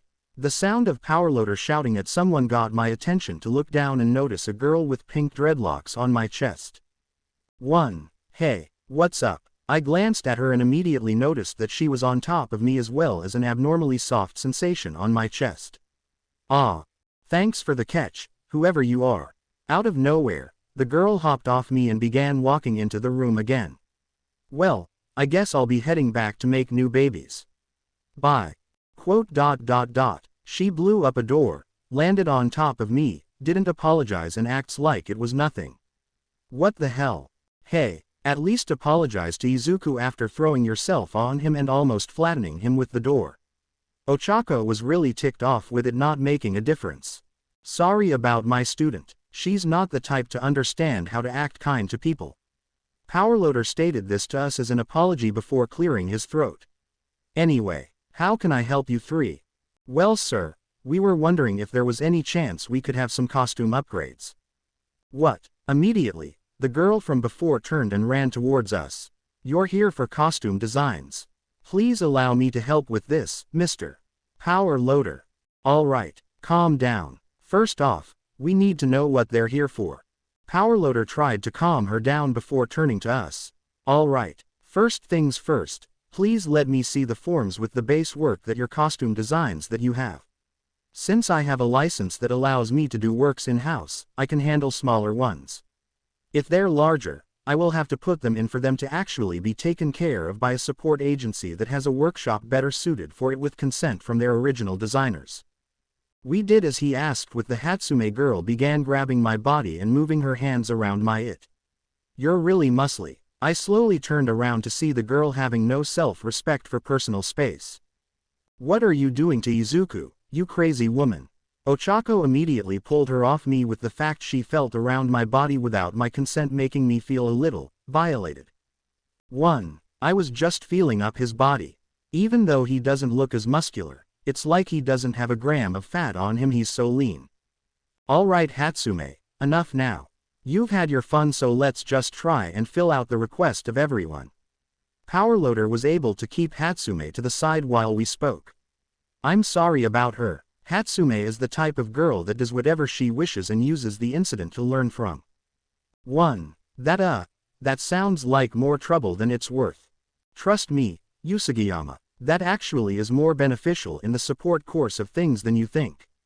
Humans who are limited in thinking are only able to accept limited knowledge. As such, having the desire to learn every possible outcome is a great tool to have in our field. I think you can somewhat agree with your quirk if I'm not mistaken. I glanced down at my hands thinking about what was just said to me. Learn every possible outcome and use that as a learning experience. Power Loader, sir, I'd like to make a possible design that includes braces on my legs to absorb shock as well as gauntlets that can alter in size and are durable. Is that possible on short notice? I've got something just for you. Hatsume came over with something in her arms to scare me. Here ya go. She gave me braces that seemed almost like they belonged to Mom. I made them thinking of the Rabbit Hero. They're not exactly the same and are more used for heavy fights instead of quick ones like she tries to do, but I figured they might be worthwhile. Power Loader took a look at them as well to respect the craftsmanship as well as what he knew of the gear. This is honestly almost the exact thing I had in mind. I'll line it with some parts of your costume we have on hand as well as see about those gauntlets you had in mind. Right here. Once again, Hatsume pulled out a second support item out of nowhere to surprise us all. Is she making those as we are talking or something? Iida questioned as I placed one glove on. It's also made of a special fiber that if your hand grows, it won't tear. You really did think everything through that you could've, didn't you? Power Loader was extremely impressed for me to expand my hand with big fist, and show it wasn't stuffed up by the glove at all with it still feeling relatively breathable. I'll also put in the lining for this one as well. It should be done in the next 3 days. I took off the glove after shrinking my hand back down to give to the teacher. Thank you, sir. I bowed with Ochako and Iida going next for asking for things. Their success was not so great. Iida's attempt had jet-powered armbands send him into a ceiling with Ochako. Let's just say she almost had a barrel bomb to the face and leave it at that. I wasn't exactly fond of changing my style, but Mom always taught me that I had to be flexible with everything I did. Next stop, the provisional. Izuku POV. The days of training passed in the blink of an eye for us. In that time, I began working on remastering a fighting style Uncle Fat wanted me to learn a while back. With this, I would still be able to use my legs in fighting, but also use my hands a significant amount as well. This technique is mixed martial arts. From what my uncle said, this was a style that allows versatility as well as ways to overcome certain weak points such as having a weakened limb somewhere on your body. Mixing this with rabbit, big fist, and hardening, created a special style that allows me for the most maneuverability that I could get. Once I added OFA into that mix though, things got even better to the point I was confident going into the exam. Walking off the bus into our exam site, I took a moment to notice the vast number of people taking this exam. There's gotta be like 1,000 people taking this. Is the pass rate really going to be as high as we were told? Try not to focus on that right now, Usugiyama. Focus on the task at hand, with that being, passing the exam. Mr. Aizawa mentioned this to me before bringing us together. Alright, now this is a test that you'll need to pass in order to take the next step into the world of heroes. If you succeed, you'll no longer be eggs waiting to hatch. You'll be young chicks entering into the new world. Now I want you all to do as our motto says and go beyond. As we were about to say the final bit, some weird guy with either no hair or hair really thin under a cap he was wearing shouted out behind me. Plus ultra. Ah, I unintentionally let out a shout for everyone to look at me. Sorry, that was a bit unexpected. My apologies. The guy started putting his feet together and in one motion, slammed his head into the ground. I just love Ua. We stared at him for a moment with his head bleeding out with him not reacting. Do you need help with your head? I created a bit of gauze and a handkerchief with creation to give the guy as Mina gave me her hand mirror to let the guy see what he was doing. Thank you very much. You're a nice guy, Mr. Scarred Eye. Hearing this comment, I froze before curling up into a ball and facing the bus. 3. I wanna go home now. 4. Dumbass. Kyoka shouted as she smacked the guy in the head. He has enough problems to deal with right now. Being called a crap nickname about his eye shouldn't be one of them. How dare you strike one of my younger classmates? I turned around to see some other people wearing the same uniform to realize what school they were from. Then why don't you tell your shitty classmate to watch his mouth around my friend? He's very sensitive about his eye. Kachin shouted back with Toga coming behind him flipping the guy off while agreeing. Such vulgarity shouldn't be tolerated. How can you? Shishikura. That's enough. Yoarashi was the one at fault here for making a comment about a sensitive topic whether he knew it or not. You're only adding fuel to the fire that has started picking a fight with UA. A guy with a large amount of hair commented for the other guy that was named Yoarashi coming over. Hey, man, sorry about that. I didn't know the eye was a sensitive topic. If anything, you look really badass with it. Kinda like a war scar. They're not the most pleasant to know you have on your face, but they make really good things to show off to the ladies. I held my eye still, ashamed of what was said before standing up. Thanks. Also, I shouldn't judge you for not knowing. Sorry about that. Hey, so you're like, uber cute fam. Any chance you don't got a gal pal yet? A girl with fawn hair came over to me talking in a way I couldn't understand. I mean, you're like, totes boy toy material. It'd be lit if I could hook up with a fresh bro like you. I have no idea what the heck she just said. I glanced at Yoarashi for some kind of clarity. You have any idea what this girl just said? Not a clue. I mostly think she's just talking Morse code or something. As far as I can tell, she's asking if you have a girlfriend or something, right? Yoarashi stated while asking the girl if this was right for her to nod. He does have a girlfriend. In fact, a few already. Momo, Ochako, Mina, Sue and Kyoka stood up in front of me to keep the girl from getting closer. Ah, that's real bummersville.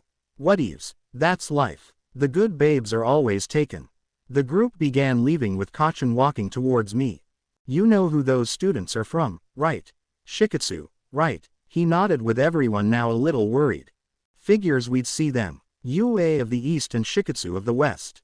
1. Not only that, but the one that you met first as a first year. Mr. Aizawa pointed this out for us to look at him for a moment. Inasa Yoarashi. He was part of the recommended students like Yaoyorozu and Todoroki. Not only that, but he was also the one to get the best score out of the participants in the exam and was a sure-in for the school. But he's in Shiketsu. How did that happen? Ochako asked for Mr. Aizawa to shrug his shoulders. I don't know. He pulled his offer shortly after the exam without a reason. However, it's safe to say that he's proven himself worthy to take this exam since it's unusual for Shiketsu to let a first year take it. To be honest, he'd have been about the same skill level as Usugiyama during the sports festival at the entrance exam. So if we're using that as a deciding factor as well as the fact he's shown promise to take the provisional as a first year to a school that wouldn't allow it normally, he's probably able to go toe-to-toe with me without problems. This is interesting. I pondered this before I overheard someone speak up from behind us. Hey Eraser. Turning around, I was met by the image of a known hero to me to immediately get excited. It's Ms. Joke, the smile hero. I started to get excited for Momo to look at me.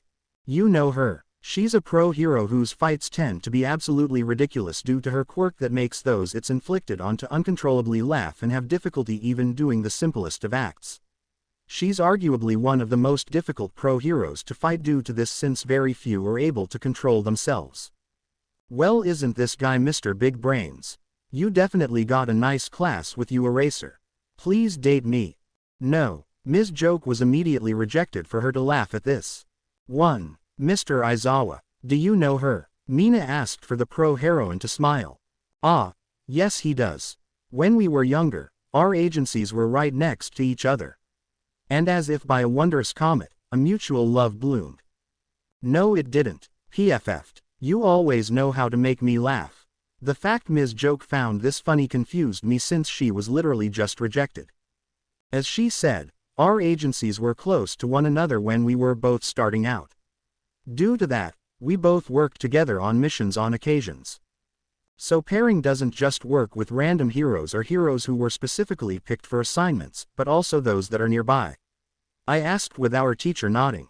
Since your mother doesn't rely on others, I'm not surprised Miriko never told you about that. Wait, so this is the rabbit hero's son. Now that's a fun person to have in your group.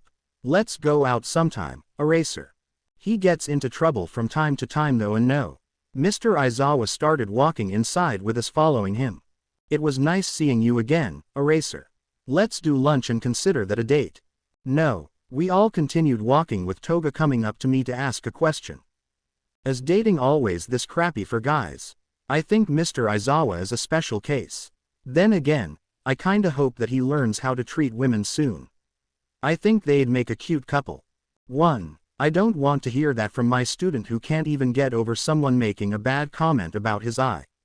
I held my head down with my eye covered before feeling the death glare of 5 people at Mr. Aizawa. Turning around, I saw my girlfriends ready to kill for a bit of sweat coming off of our teacher's neck. Here's where I'll be dropping you all off. Just change and go where they tell you to go. Goodbye. Mr. Aizawa walked away from us as we entered the changing room to start the day for us. 13. Half hour later, after changing into our hero suits, everyone was sent to a large room with several people inside. The room had to hold at least a few thousand people to surprise me. Is everyone here taking the exams? Also, what's with these markers? I glanced down at some markers from what some of the people working this said with no other information besides we'd be told inside what they were as well as 6 balls. Hello and welcome. A man up front spoke up while looking like he needed to go to sleep. My name is Yokumiru Mera of the Public Safety Commission. Today, you all are taking the provisional license exam. In total, there are about 1,540 students taking this exam. Normally, the pass rate is around 50%. Normally, however, due to the incidents recently with the hero killer and All Might's retirement, we decided to alter our exam a little, thinking that we should take a little more consideration of who should and shouldn't be a hero. I held the side that was stabbed before by Stain to understand what he meant.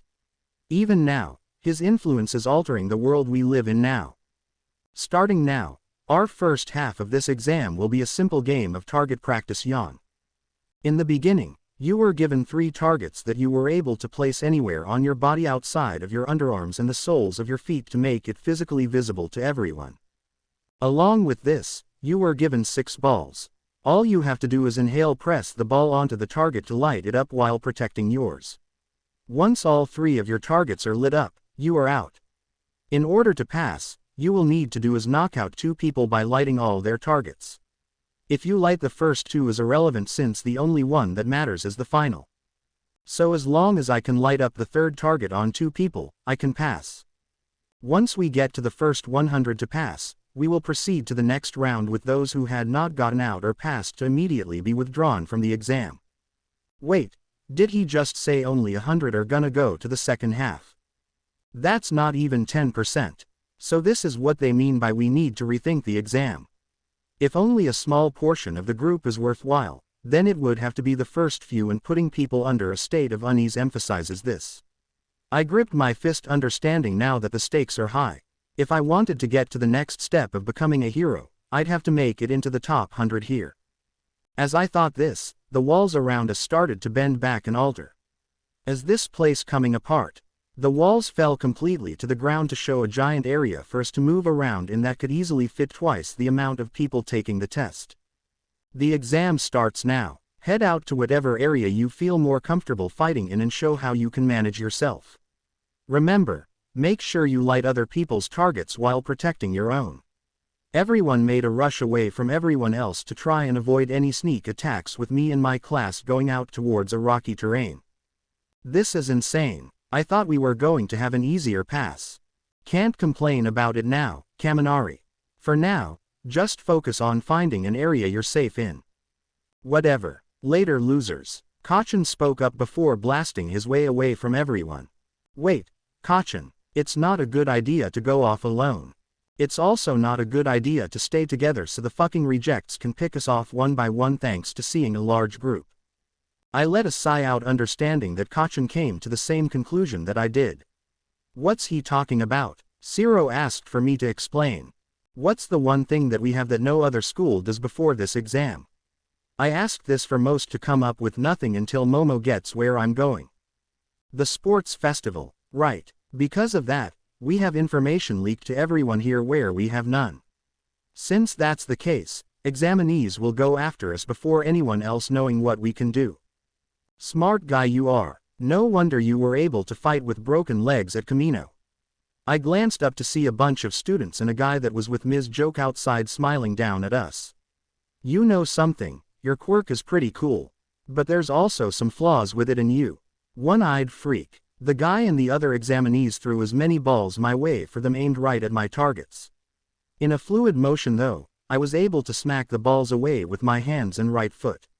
What the? 1. You think I was going to sit back and let myself be outshined?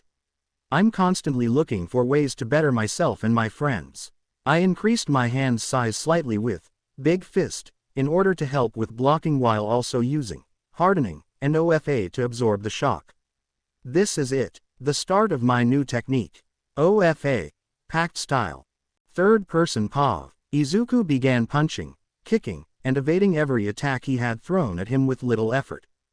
Thanks to his retraining of his MMO combat training alongside his increased stamina from his training over the time he stopped practicing, this became minimal effort. Focus on the guy that can use all their quirks. One of the members of the other schools shouted, with everyone going after Izuku.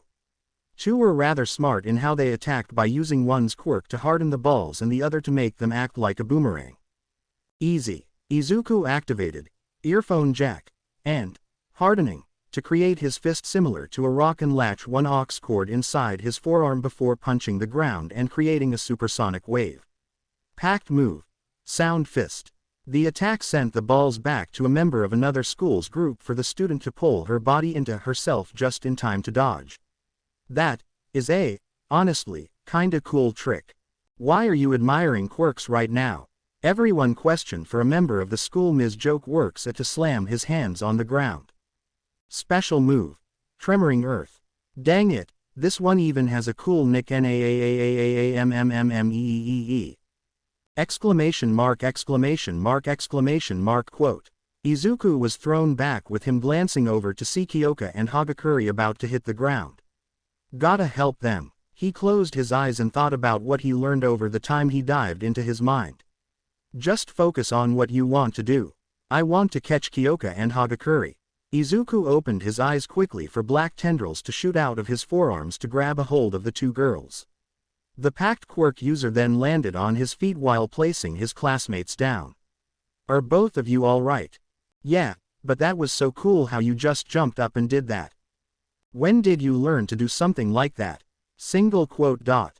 Dot dot. Crap, now I gotta find an excuse to why I know something that nobody else does. Izuku mentally panicked while thinking of what quirks he could argue they were. Well, I found out fairly recently that Dark Shadow, mixed with tape, allows me to make tendrils that looks like whips. They aren't easy to control though unless I have the ability to focus. Please let that work. Izuku mentally hoped this before seeing both of the girls' faces. Well, that does make sense. Just be careful with going out of control if need be. I will. Izuku silently prayed the heavens for having a girlfriend that isn't pushing the topic. Thank you for believing that. Looks like we've got a couple of UA students. A group of examinees stared down at Izuku, Kyoka and Hagakure for them to feel a little worried. Take them down. The examinees began going after the three with Izuku turning to Kyoka. Merge your sound attack with mine. We gotta do this fast. Right. Izuku activated hardening and earphone jack to slam his hands into the ground, with Kyoka doing a similar thing with her support items. Dual heartbeats surround. The forced sound of the attack sent the balls flying away, with Hagakure hiding behind the duo. Amazing. Now's not the time to me complimenting our skills. Izuku created a wall of ice with half hot, half cold, before immediately melting it to create a steam cover for the three to escape the others and find some cover. Once they were out of harm's way at the moment, Izuku tried to think of a way to handle the situation right now. Do either one of you know where everyone else is? Sorry, we lost everyone in the shaking and Hagakure trailed off for Izuku to reassure her. Don't worry, I'm sure everyone's okay. The problem isn't that they're hopeless without us, it's more that we have a target painted on our backs. Izuku laughed a little before getting serious. Now the real problem is trying to find a way out of this mess before things get worse. We're also on the clock to make sure that we pass. What? Someone already passed by taking out over 100 contestants. The announcer for the exam shouted through the mic for everyone to overhear and panic a little. So someone already passed. Now that one person already did, people are going to panic and start aiming at one another for this. So should we try to find our classmates now or take advantage of the slight panic people have now to pass? Not only that, but we're still the main targets of these people. So what's the path we should take? Hey, Izuku. Izuku glanced at Kyoka, who seemed a little uneasy. I think we should try and pass on our own. Since we can't find anyone else, it's probably better to do that. What? But we might lose the chance for all of us passing at once. Hagakure was immediately against the idea for Izuku to weigh his own options at this point. Unfortunately, it's come to a point where it's either they have a chance to fail or we do. We'll have to rely on our own for now and focus on the issue we have right now of passing without everyone here. Fortunately, we didn't laze around and think our own abilities as from the sports festival were enough for this. Izuku smiled at this for both girls to smile back. All right, you got a plan. I've got something forming in my head, but it's probably a 50-50 if it works or not. Better than nothing. Also, your plans normally work, so it's not a problem. Kyoka smiled for Izuku to begin going over the intricate parts of his plan. With Bakugo. Damn it, someone beat us to first.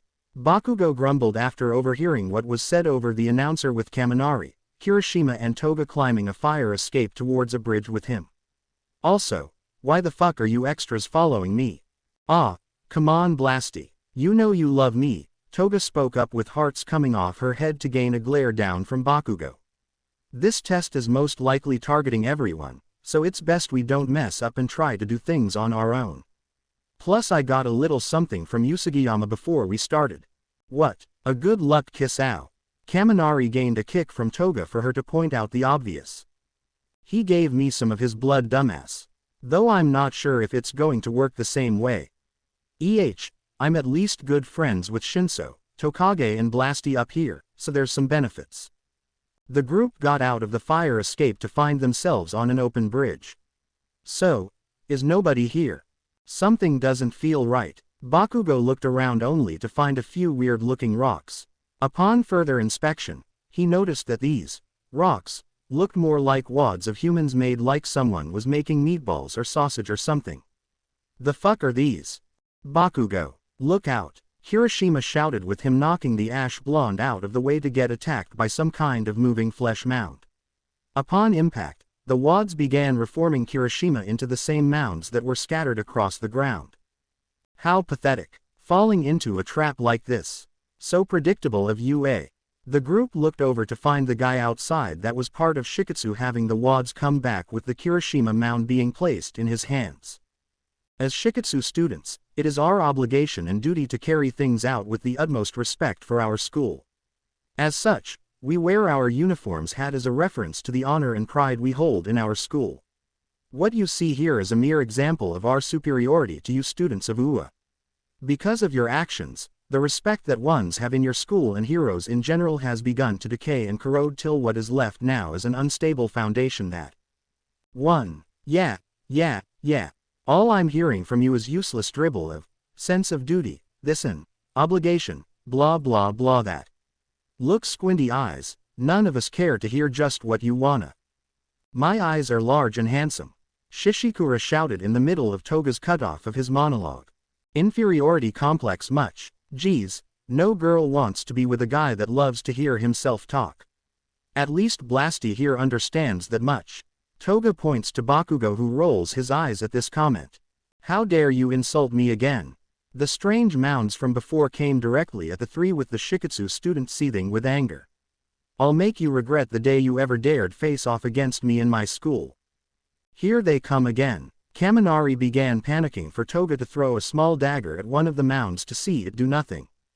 So would this mean I can't fight these things so easily? Out of the way, Toga. AP shot, rapid fire. Bakugo blasted the mounds to make them all dissipate while holding a smirk. So much for your superiority, squinty eyes.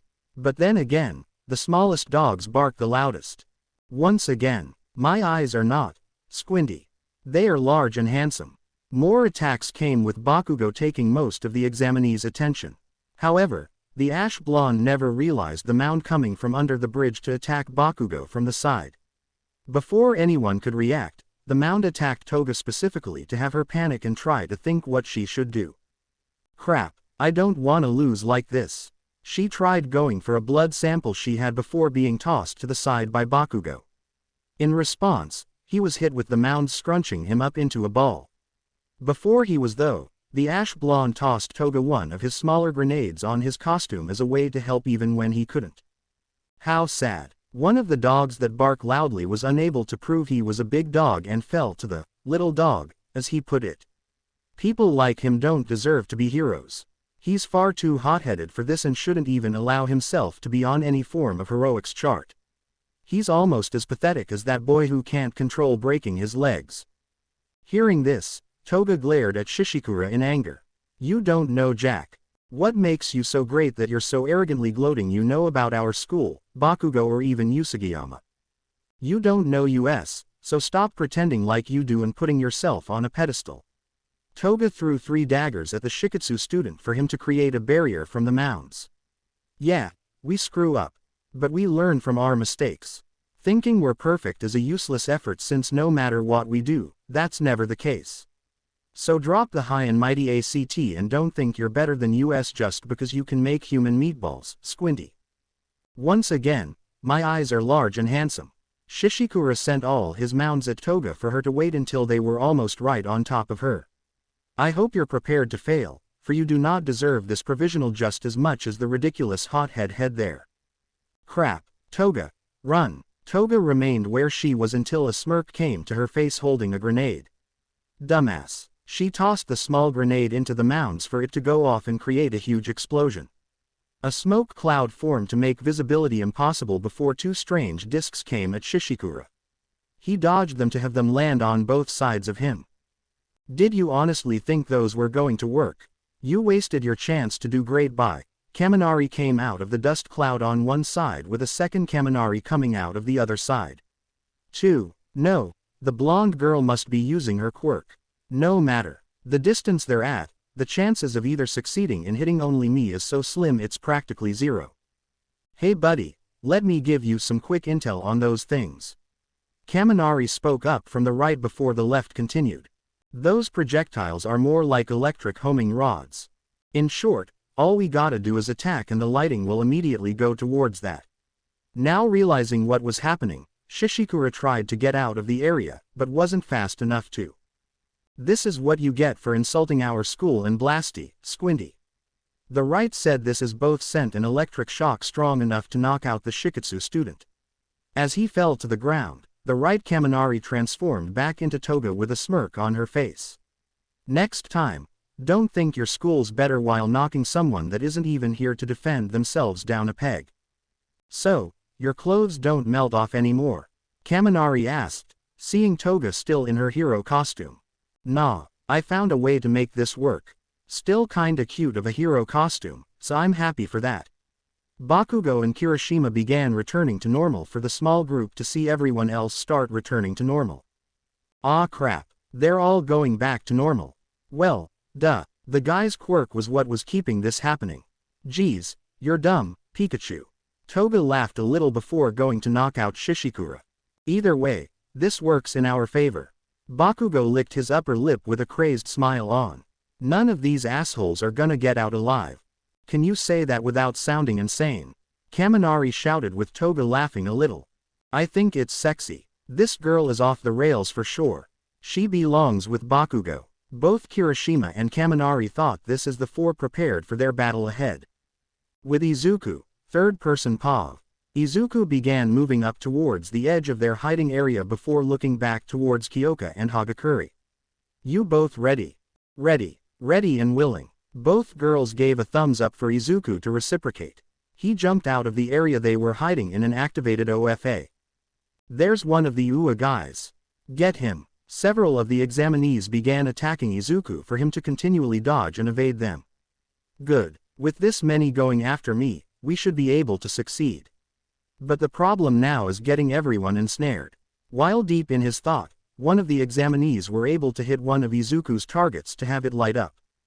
I got one. Damn it. I need to stay focused. I can't afford to lose here. He continued dodging and running waiting for the signal that Kyoka was going to give that they were ready. Unfortunately for him, the examinees were smart enough to surround him and place him in a position that was impossible to run from. Now we got him. Things looked unsettling for Izuku with him struggling to find a way out of this before a loud air horn was heard. Perfect. Everyone looked to what it was for Hagakure to stand above the rock. Say cheese. She created a large flash with Izuku shutting his eyes and jumping into the air when it happened. 1. Ah, my eyes. Izuku. Now, Izuku opened his eyes to see several boulders coming towards him with them floating. Using Rabbit, the green-haired boy knocked them a distance before placing his fingertips together. And release. The boulders came barreling back towards the ground with the tape that was strapped onto them keeping the examinees from moving. That worked out strangely as well as I hoped it would. I should really thank Ochako and Momo when I see them next since their quirks helped with this. Few minutes prior, our best bet to pass is right now the people out there trying to find us. But to do this, we need to be smart. Our best way to meet the requirements are to trap the people we need to pass. Seems simple enough. Kyoka thought about this without finding an issue. Unfortunately, if we just do the minimum, other people will take them from us as a way to take advantage of the situation or attack us while we're busy. So the only way this'll work is if we trap as many as possible and then take what we need. Okay, one problem, how are we gonna do that? Izuku made a bunch of rolls of tape as well as an air horn with creation, before touching a bunch of boulders to make them weightless with zero gravity. The tape I made isn't the exact same as Ciro's, but it should still do the job. I'll focus on keeping everyone close together to allow you to trap them. Izuku made a pair of sunglasses to hand Kyoka as well as the air horn. Attach the tape to the rocks and this one we're hiding behind so there's something keeping them together. When you're ready and I'm in a good spot for you, blow this air horn to tell me you are so that I can shut my eyes and get out of the way. When attention's in your direction, Hagakure, you'll use that special move you made and temporarily blind everyone so they won't see what's coming. When that happens, Kyoka, you'll throw the boulders in the air for me to direct them where I have to. Got it. Both agreed for Izuku to calm down and wait until he has an opening. Back to present. I still gotta say, the way you thought to use what tricks you got up your sleeve was smart here. Kyoka smirked before pulling out a ball she had. So we ready to do this? Izuku nodded before pulling out a ball to start hitting marks on the examinees near them. Please, some of us don't have another chance after this one. This isn't right. Looking down at the targets on him and understanding he was close to losing, he understood this frustration. I'm sorry, but I can't lose here. He pressed on the targets for the people needed to get out for him to pass. Izuku paused. After hitting the targets and succeeding in passing, mine, Kuroka's and Hagakuri's targets turned blue with them telling us where to go next. Well, that's a weight off my shoulders right now. I'm with you there, Jiro. That was so tense and I was afraid I might not pass. I was immediately hugged by Hagakuri to feel something soft against my body. Thanks Usugiyama. We owe you big. Wait a sec. Hagakuri isn't visible, but her clothes are. So what's pressing up against me is. I had a massive nosebleed before falling backwards. Crap. What happened? Hagakuri came to try and make sure I was okay for Kyoka to come behind her and roll her eyes. You idiot. You can't even have some self-control as you are. Sometimes I wonder how you've even survived knowing Hado for as long as you did with those jugs. I do not focus on women's bodies. I care for personality. I shot up and argued this comment to be stared at by both girls. Sorry.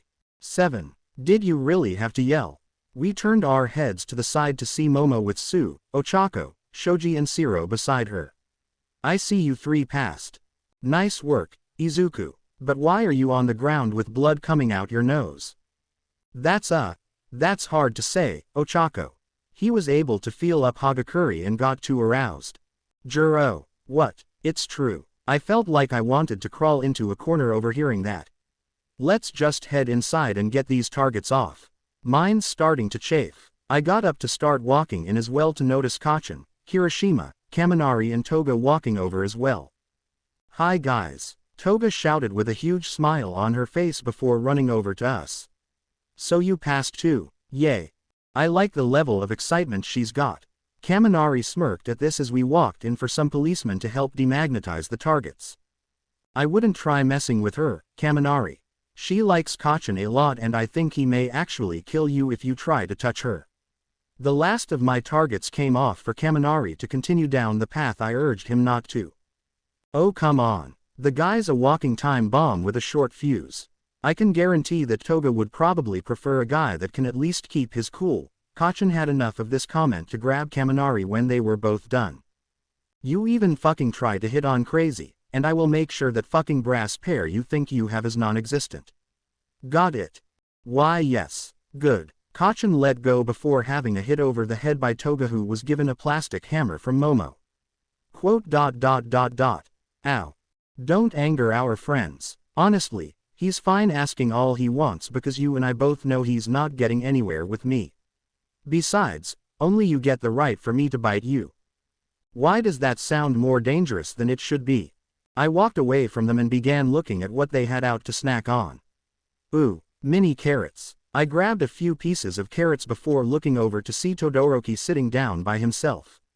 I guess we weren't the first of our class to pass. I better go congratulate Todoroki. I started walking over before seeing Yoarashi glare at my classmate in anger. Remembering what Mr. Aizawa said about him, I thought this was the best time to ask him about it. Hey Yoarashi, do you have a minute? 1. The Shiketsu student turned to me and smiled. Certainly. What can I do for you? His voice was as loud as before with no real problem speaking at levels in a small space. Well, if I'm prying into a personal matter, I'm not intending to. So our teacher mentioned that you originally had your sets on UA first and foremost with a recommendation giving you that test. Not only that, but you were able to get top marks. This would have definitely put you through in the hero course, but you pulled your offer last second.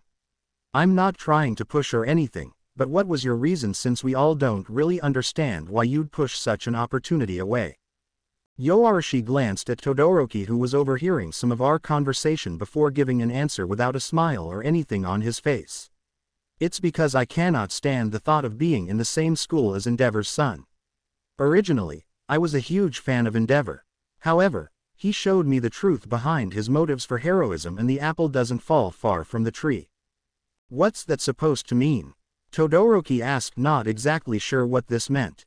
At the exams, you gave a glare as if nothing outside of your world mattered. Even when I tried to befriend you, you saw me as nothing, as a nuisance. As such, I cannot accept you as a hero or a friend. I was a little shocked before turning to Todoroki. Did you actually do that? I might have. I felt a little bad for Todoroki remembering what he was before. He did change, but that doesn't make a difference right now. I'm sorry for making this sound like I was petty. I hope you don't take that and think bad against me. Yoarashi walked away for his reasoning for leaving and not liking Todoroki to feel kinda harsh for me. Todoroki, I'm not going to use this and judge you for this since I know you're trying to change. However, I'm not the one that you have to prove you are different. Those who have seen you in that state you were in before are the ones you need to. You can blame it on you didn't know, but that doesn't change the backlash from your own actions. You have a point. We stood over by our other classmates that passed to start watching the exam continues. From what it looked like, it wasn't go so well with almost all of the examinees we needed already passing with a good amount of our classmates not passing. This isn't going well, some of us might not pass. Sue looked worried along with some of our other classmates. I didn't want anyone to fail, but things aren't looking so great as they are. I worried for this before noticing a giant flash of light. The heck is that? Looks like Aoyama's naval laser. We were a little confused before the announcer for the exams began speaking up. What's this? UA had 2 of the remaining spots filled. Now a third. I don't believe it. UA's students are getting the final spots in the last minute. There's only 5 slots left.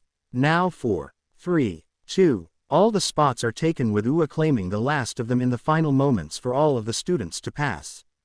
Quote. That's genius. I shouted for everyone, look at me. Aoyama used his naval laser to act as a beacon and tell our classmates where he was. This alone could be used against him very easily and would have a serious problem. He might have also used it to lure in as many of the other contenders as possible. This would allow him and our classmates to take out as many as they needed and claim the final spots we needed to for everyone to pass.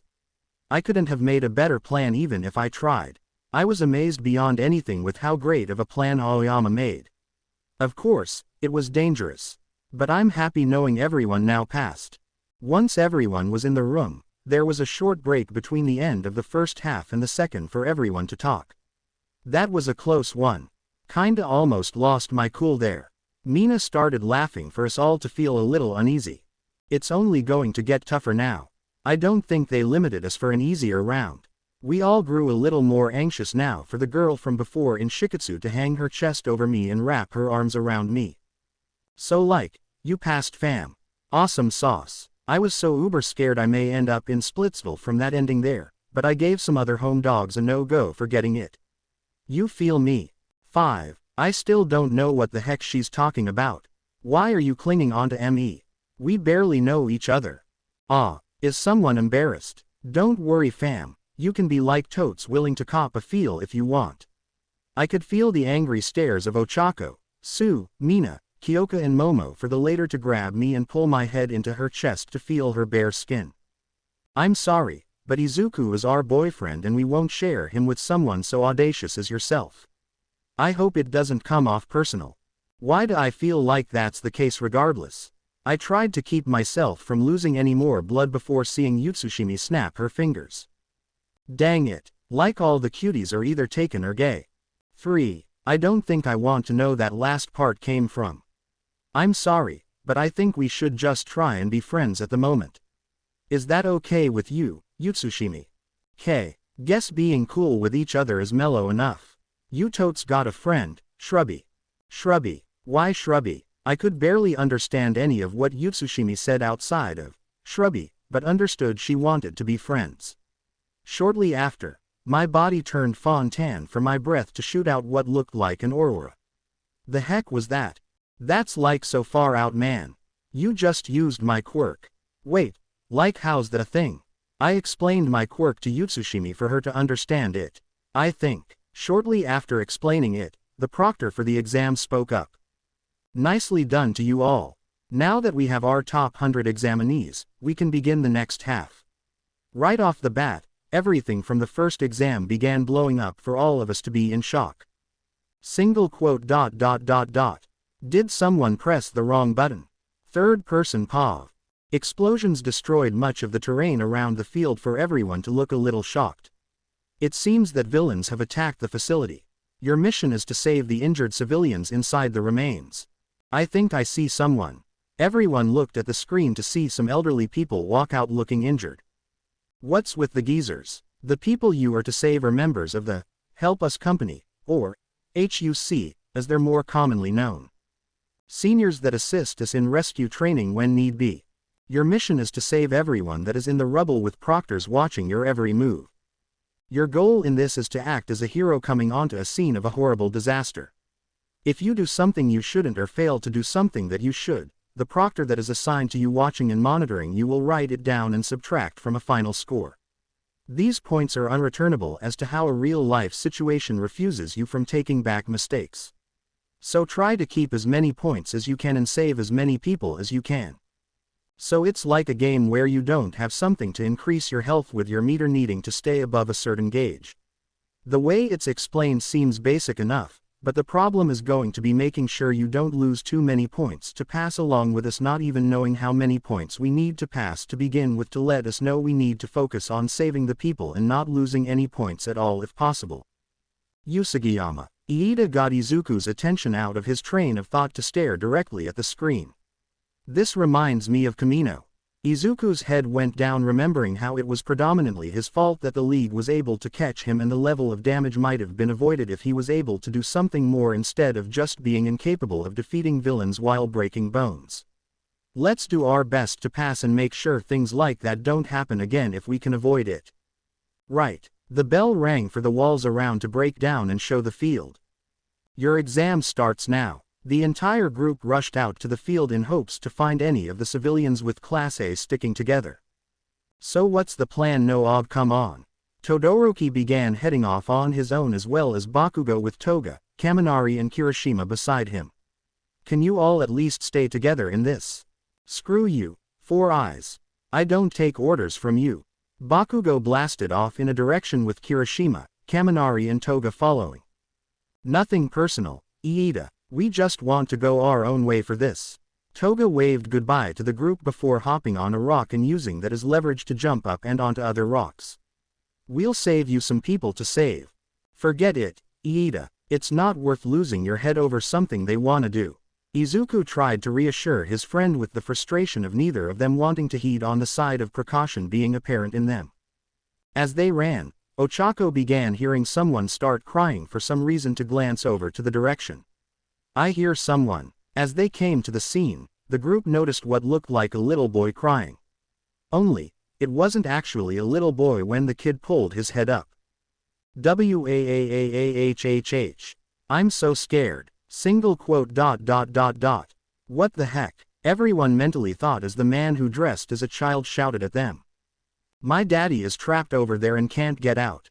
That's terrible. You idiot. You can't say to an injured civilian that something's terrible.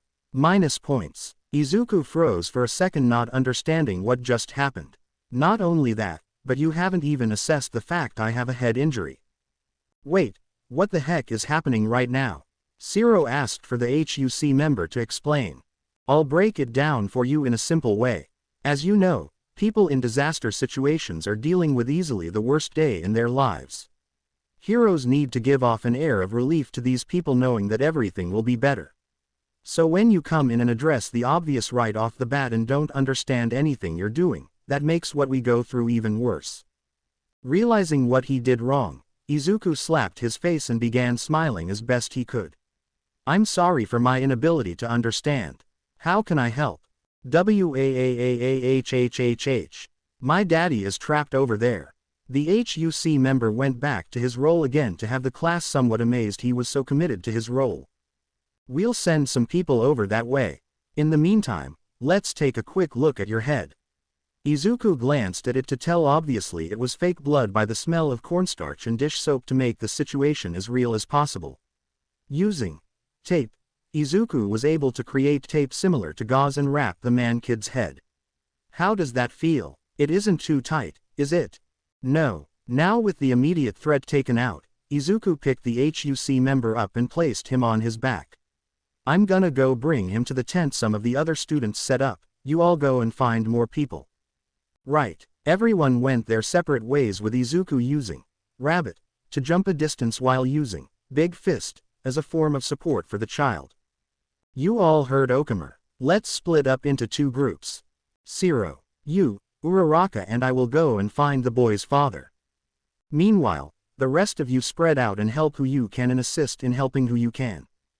If this is what I'm assuming, then that means our job here isn't just passing by working with our class. We'll have to work with everyone here.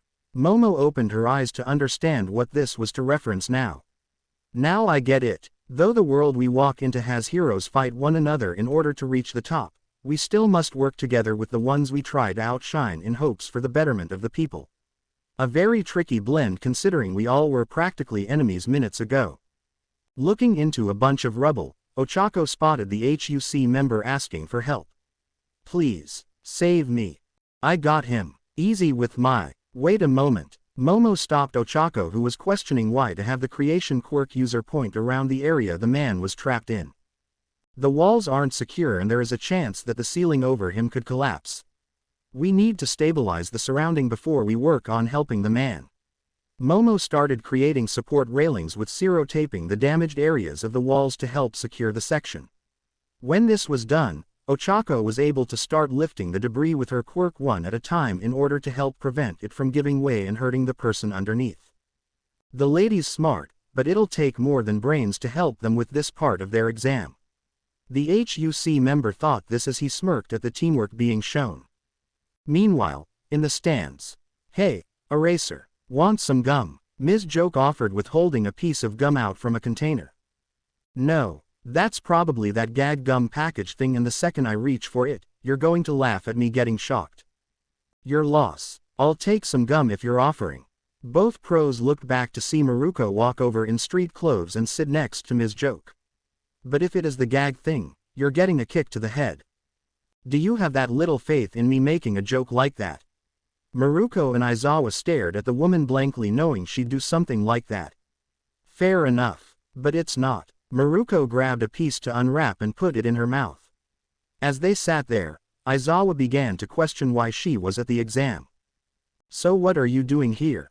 I just wanted to talk with the stupid whale. Miriko blew a bubble with the gum after answering. You mean Gang Orca? The rabbit her snapped and pointed at M's Joke. He's here to help with the second half.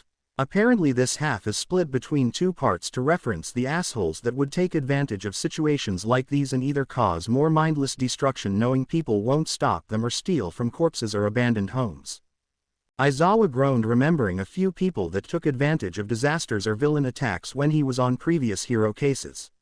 I heard you took on some looters in Camino. Damned assholes were stealing off of the dead. At least show some respect for the people that were caught in a crossfire like that. I mean seriously, that's just bullshit. Not knowing what exactly the next part of the second half was, Ms. Joke decided to ask. So what's the plan that they're doing with Gang Orca? Let me ask you this to give you an answer. How often do rescue missions go so flawlessly? Is that a trick question? They hardly ever go without a problem or two. I'd even go as far as to say they'd never. Miriko pointed at the green-haired pro to emphasize her point. That's what this will be. The goal here is to put pressure on the examinees and see how they handle multitasking. As she spoke, a giant explosion happened for a wall to break down and show Gang Orca and a bunch of his agency's assistants coming out. 1. Looks like the villains haven't left yet. The 10th pro hero Gang Orca has come to finish the job and harm the civilians. The objective now has changed to pushing back the enemies and saving the civilians alongside it. The goal here is to see just how easily some are able to manage doing both as well as where some people will be able to prioritize. Rescue or defend. Those are the 2 options they have now and the time to decide between both is very slim. On the field, Izuku immediately saw the situation to run towards the area and create a wall of ice between the medical tent and villains with, half hot, half cold. Well, if it isn't Okamer. Gang Orca began walking towards Izuku with the green-haired boy preparing to fight. Tell me, have you learned to follow through with your punches, or are you still weak when it comes to doing the right thing? Several of Gang Orca's subordinates started taking aim to fire multiple rounds of some plaster-based item. Everything went through Izuku for it to confuse them all. The heck just happened? As they asked, a massive amount of wind came for the group to see Yoarashi floating in the air from his wind. Nice job with the barrier, Usagiyama. Thanks. Izuku walked out from a mound of ice to breathe out some strange smoke. I should also thank your classmate Yutsushimi. She was able to make that move possible. Seems you've learned some tricks. Too bad it isn't enough to beat me. Gang Orca charged at Izuku for him to keep his position and wait till the pro was in front of him. So long, Usagiyama. Gang Orca attempted to send a supersonic attack at Izuku for him to use, earphone jack, to create a counter soundwave to push both back. Guess my theory about Kyoka's sound cancelling out Gang Orcas was right. Another blast of ice came for Todoroki to come to the scene and attempt to take on Gang Orca. In response with his personal grudge, Yoarashi began attacking out of sync with Izuku as well just to prove he was better than Todoroki. The act had Todoroki's ice be destroyed by Yoarashi's wind to make both glare at one another. Get out of my way, Endeavor's son. I can handle this, the Shiketsu student shouted as he went for another attack with Todoroki not listening and trying fire this time. This forced the wind made by Yoarashi to go up and give only a warm breeze to Gang Orca. What are you doing? Don't you understand wind rises with heat? I'm trying to help. Well, I don't need your help. I can do this without the help of Endeavor's son. Get out of the way. Izuku shouted as both were met with Gang Orca grabbing them and headbutting the two with a supersonic attack happening after to disorient them. Fighting amongst yourselves. How pathetic. Even a novice can understand that you need to fight together in order to defeat a stronger villain. You both are a waste of my time. The pro tossed both guys to the side and stared at Izuku. Now it's your turn, boy. Let's see how much you've learned from when we last met. Looking at his options, Izuku tried to think what was the best course of action. Right now, the subordinates of Gang Orca were about to break through the ice, with that being the only form of defense for the civilians. Not only that, but Todoroki and Yoarashi were unable to fight for themselves right now. His only bet would have to be using something to keep Gang Orca from seeing him and moving to try and defeat the other villains. Sadly, nothing in his arsenal could succeed in that specific purpose. I gotta think of a way to get cover at least. The second I move, Gang Orca is going to storm at me and try to take me down. As Izuku thought of this, a voice came to his head. Would you like my assistance? Overhearing the strange voice, Izuku noticed the translucent image of a man with dark hair in an overcoat that covered his body from his ankles up to his mouth. If it helps me pass, then yes. Izuku spoke to the man as he smirked. When this happened, a large amount of smoke started coming off of Izuku's body to surround everyone in the area. 7. This is new. Gang Orca spoke as the sight of Todoroki and Yoarashi was also covered by the smoke. What's his plan? Third person Pav. Izuku looked around him to see smoke covering the area. What the heck is happening? You've used my quirk. The overcoat man spoke up for Izuku to see him. To make things simple, my quirk smokescreen allows you to create a cover.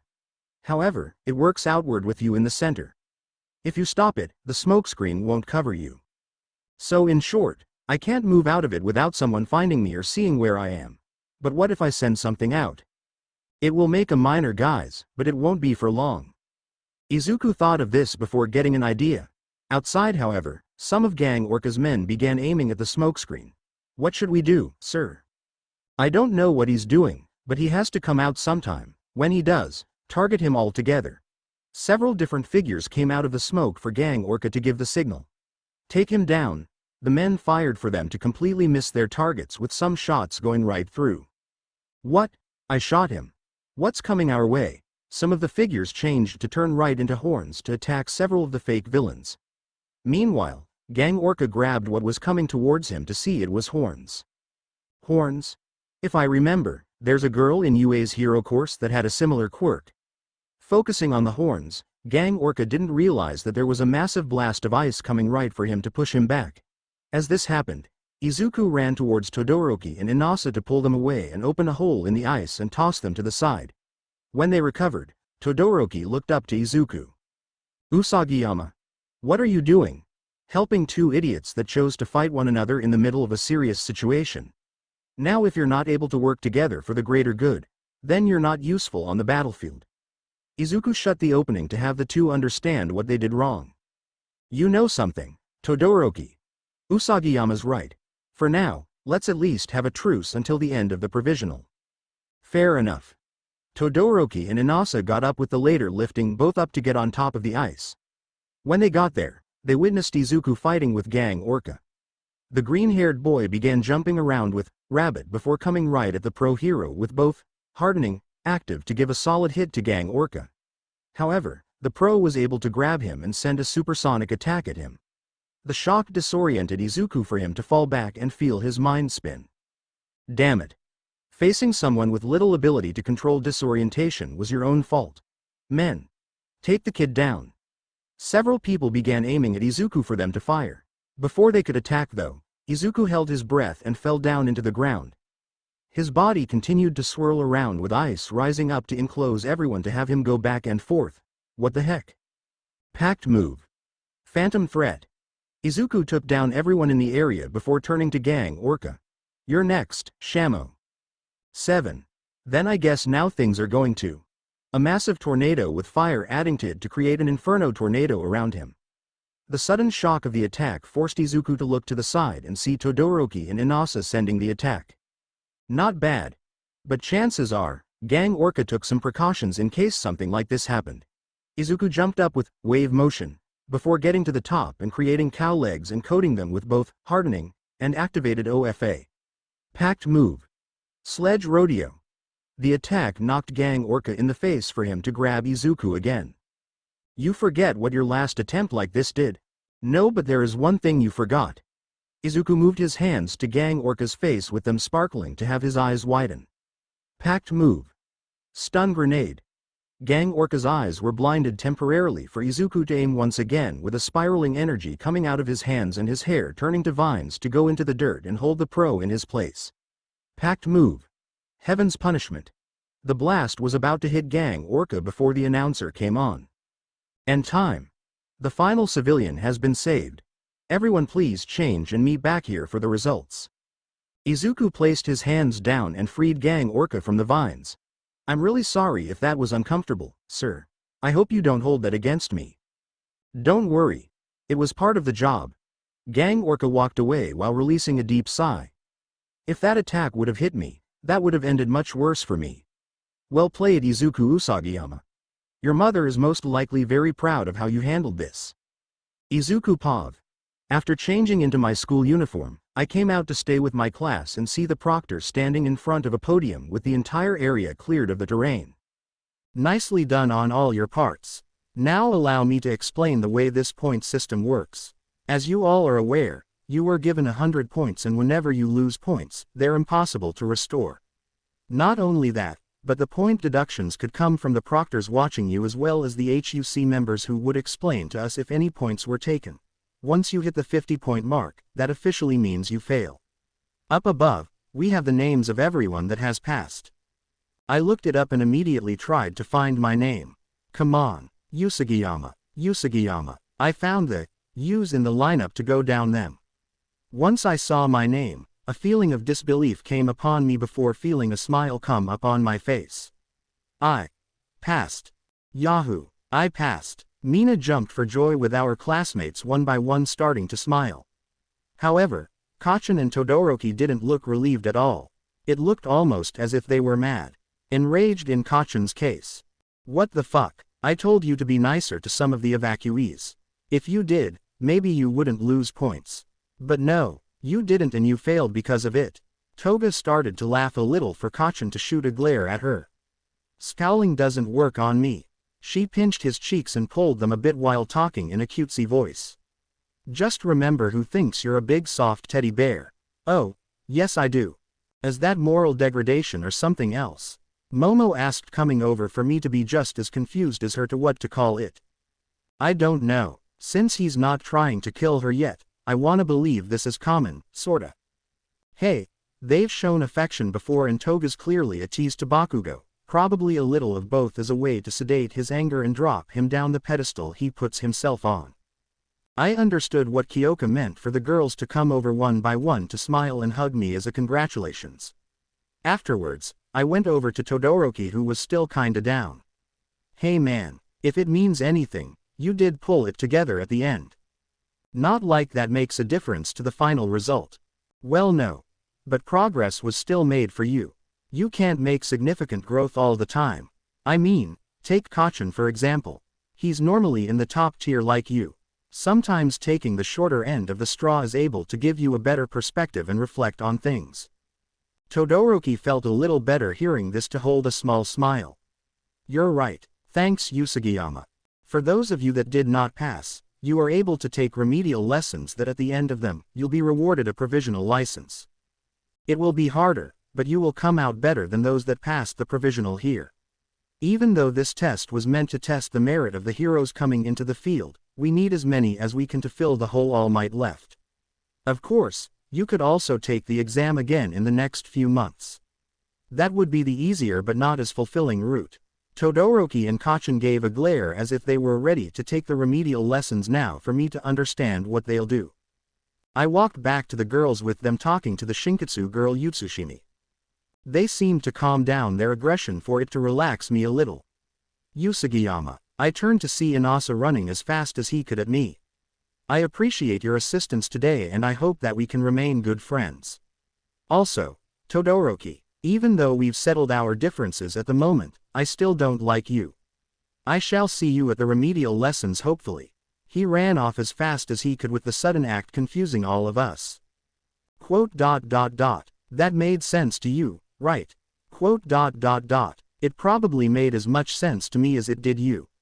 But at least he's a nice guy at heart. A little lug-headed, but that's not always bad. I like the fact he thinks of me as a friend. I smiled a bit before I glowed a silver color and began making a small tornado in my hands. Okay. This is kinda cool. 3. After saying our goodbyes to everyone, those of us that earned the license was given it and loading on the bus. As we left, I noticed Mr. Aizawa and Ms. Joke talking and them setting up a group training with us and her students. Personally, I thought her students were really skilled and able to work together.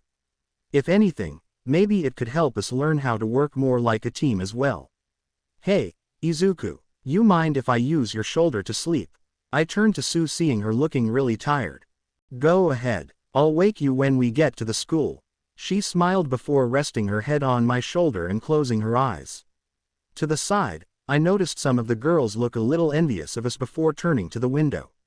To the edge, I could almost swear I could see Mom talking with Gang Orca about something. I thought about it though and thought she'd not have the time to come and watch this to ignore the thought and relax a little. Rumi Pav. Alright, Miriko, what exactly was that quirk your son used? Orca asked me for the only belief being it was a past user's quirk. Out of all the information I have, there isn't a person with a quirk similar to that I'm aware of in who are taking this exam.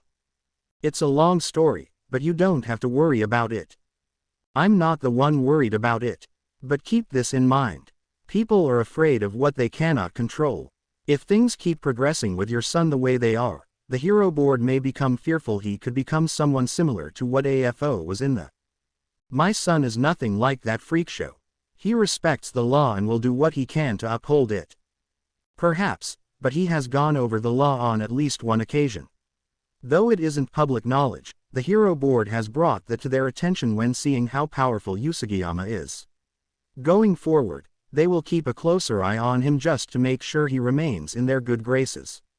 I rolled my eyes at this before asking Shamo a question. Do you honestly think Izuku's dangerous? Personally, no. However, not everyone knows that right off the bat with him. Does the hero board understand how his quirk works? They have read his file. Then why the fuck do they think he's dangerous? At least if the threat with him going on a rampage could be stopped if people don't see him in good graces again. That's not the point. Quirks like his are very unpredictable. Therefore, they want to be prepared in case the worst situation happens. He passed me a sheet with a bunch of fancy words on it to understand in basic forms what this is. They believe if Usugiyama has some form of ties to the common norm right now, it'll keep him from diverting. Not only that, but it could keep some rings they could hold if he does go rogue. I glared at the papers before scowling at Orca. So they want me to whore off my son to his girlfriends basically in a quirk marriage, so if he in the unlikely chance, which I could even say next to impossible, he does go off the path he wants to follow, they can use them as collateral in order to keep him restrained. You must understand, his power is extremely unpredictable to them since he defies. I know.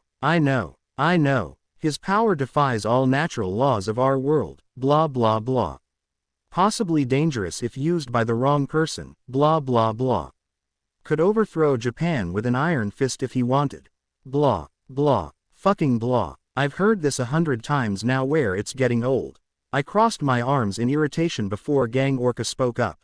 3. So what do you want to do? This is a less draconical method they had and offered it knowing you're a respected hero and he has done for the most part, nothing that was undeniably bad. For now, I want the girls' decision with their parents. There's a parents' day at UA in a few days. I'll wait till then to explain it. Better that than throw them into this and tell their parents after. 1. Understandable. Gang Orca walked away with me looking at the papers again. God fucking damn it, hero board. You're gonna make a 15-year-old get married. I stopped for a second before remembering that Izuku's at least responsible and his girlfriends are as well. Not only that, but Najire seemed to be stupid, but smart enough to not do something like get knocked up by the news. Could be worse for Izuku. He could be married off to some chicks he doesn't even know. I wonder if Ryoko would hate the fact Izuku could start screwing her intern. Izuku Pav. A few days passed since the provisional with everyone quickly getting back into the rhythm of things. School started back up with Principal Nezu suggesting for today to be Parents' Day. I came out of the kitchen with a cup of coffee hoping to at least be a little more bright and peppy. If I was meeting the girls' parents, I had to at least look as energetic as possible to show I have no dissatisfaction with being with them. 1. I like the taste of this roast. Wonder who made it. Yeah, the bird actually knows something worthwhile, right? Mom spoke up for me to turn to her and smile. Hawks really does. I sipped a bit more before spitting the coffee out at Mom who was sitting in a chair at the table. Mom, what are you doing here? 3. Parents' Day. Here to support you. Duh, but that's not for another 2 hours you're able to be here. Just what are you doing here so early? I'll explain it after you give me a towel. Oh, right, sorry. I ran over to grab a side towel to give Mom and have her wipe off the coffee. Okay, so what are you doing here so early? Mom handed me a set of papers for me to start reading them. Upon this statement, those enlisted would mutter in the legal confines of. Wait a sec, I looked closer before shouting out what this was. Marriage. These are quirk marriage papers. What the hell? Okay, first off, this wasn't my decision to make. It was the hero board. Why would the hero board want me to get married? Also, why are there so many slots for this? As I said before, this wasn't my decision. Now I'm not against you making a lot of friends and personally speaking, I think it's perfectly natural for you to make as many healthy relationships with people as humanly possible. However, the hero board has been paying close attention to you very recently. Before, they didn't have a problem with it, but recently was a situation that made them change their tone. I stopped to think about it before getting an idea what it was. Camino. Right, AFO was without a doubt a dangerous threat that we need to make sure never happens again. Fortunately almost nobody can become AFO again since quirks like his are extremely rare. But they think he'll become AFO. I'm not for the thought, but they are unfortunately right to be uneasy. Power like that is extremely dangerous and shouldn't be unmonitored. So you're saying I'm dangerous? Thanks for the support. I'm not saying you're dangerous. I'm saying power like yours is. I don't want to admit it, but you are too trusting of people. Not that being trustworthy of people is a bad thing, but having power so powerful like yours and not having a full idea where a line needs to be drawn to helping someone is a problem. Okay, so what exactly does having a quirk marriage have to do with this? Well, to make things simple, the board thinks that if you have something worthwhile to keep, so you have a reason not to turn on this society. So they want to put me in a quirk marriage with my girlfriends to avoid me from making the unlikely chance of being a villain and becoming a new AFO by using them as a leash to hold me down. Do you even realize how crappy that sounds right now? To be honest, I looked at Shamo and thought he was so full of crap saying this. I know for a fact you don't have the balls to try and be anything like that sociopath. You're too nice. Unfortunately, I can't make things different. This is what the hero board wants, and if they can't do this, they'll resort to a more serious method to keep you on a chain.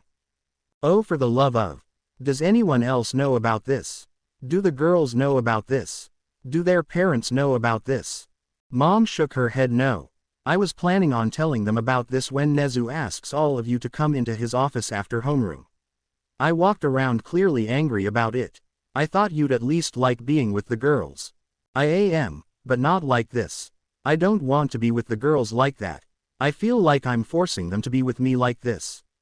Mom looked at us and laughed hysterically. Why are you laughing? Because of how fucking simple your reason is to not want to marry them. You could argue that the reason you don't want to is because you feel untrusted, but you don't like it because of the girl's lack of say in this in general. She kept laughing for it to annoy me more. Look, we'll talk to the girls about this together and I'll explain you had absolutely no say in this. If they hear it from me, then the chances are, they'll understand and at the very least not try to kill you. Oh, how I feel loved. I spoke in sarcasm for Mom to smack me upside the head. Don't give sarcasm to me. 1. Something tells me this is going to be a long day. 2 hours later, Ochako Pav. Class was about to start with all our parents here.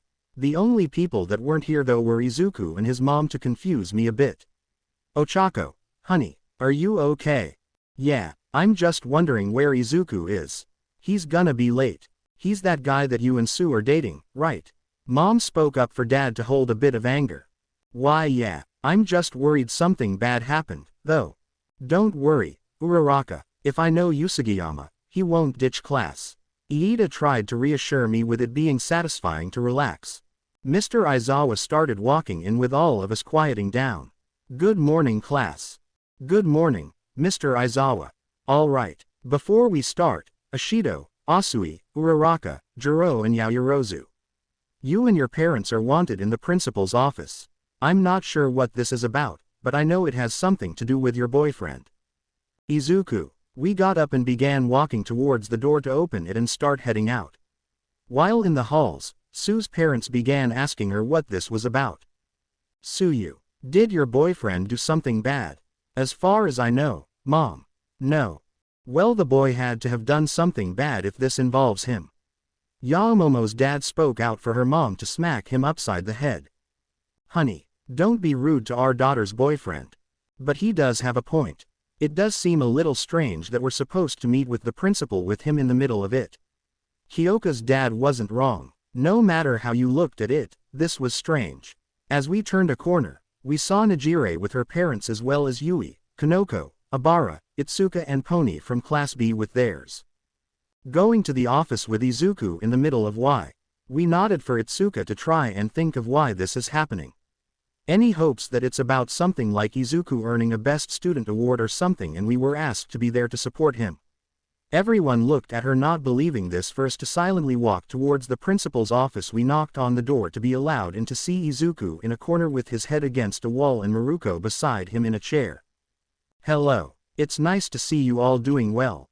I'm sorry to be blunt about this, sir. But do you mind explaining to us what this is about? Momo asked what was on all of our minds for Miriko to answer. Alright, this is gonna sound very weird coming from me right now, but avoid trying to kill my son before you hear the entire thing. This confused us all before she blurted out what it was. You're all gonna get married to my son. Quote. What? We all shouted in unison for some of our parents to start arguing this. I knew I shouldn't have let my daughter go to a hero school. That little punk wants to marry my daughter. Over my dead body. 2. Hey, Izuku isn't a bad kid. My daughter was friends with him for years for me to know he's not some kind of sick bastard. Then marry your slut-looking of a daughter to him, not mine. Don't call my Najire a slut when your daughter acts like one herself and could easily look the part. You dirty bitch. They all began fighting with Izuku banging his head on the wall for me and the girls to see he's either angry or ashamed or maybe a mix of both. 2. This argument continued for another minute before Principal Nezu gave everyone but our parents earmuffs and blew an air horn when we had them on. This stopped everyone to pay attention to him. Thank you. Now what Miriko had said before she suggested this was for you to listen to her fully. Would you please elaborate on this? Miriko explained for the most part that this had nothing to do with her or Izuku and that this was entirely the Hero Board's decision in a fear that Izuku was going to become like AFO. I didn't believe that could ever happen, and neither could the girls or their parents that personally knew Izuku. But for the most part, this was, as Miriko said, a failsafe, in case the worst happens, where they'd use us to drag Izuku back into line. I still didn't like the fact this was happening for Miriko to finish up. And yeah, if we can't at least have one of you join this, then they'll think of another crazier type of failsafe. Personally, I think they'll try something invasive or have something that disrespects his privacy. Quote. You've got to be kidding me.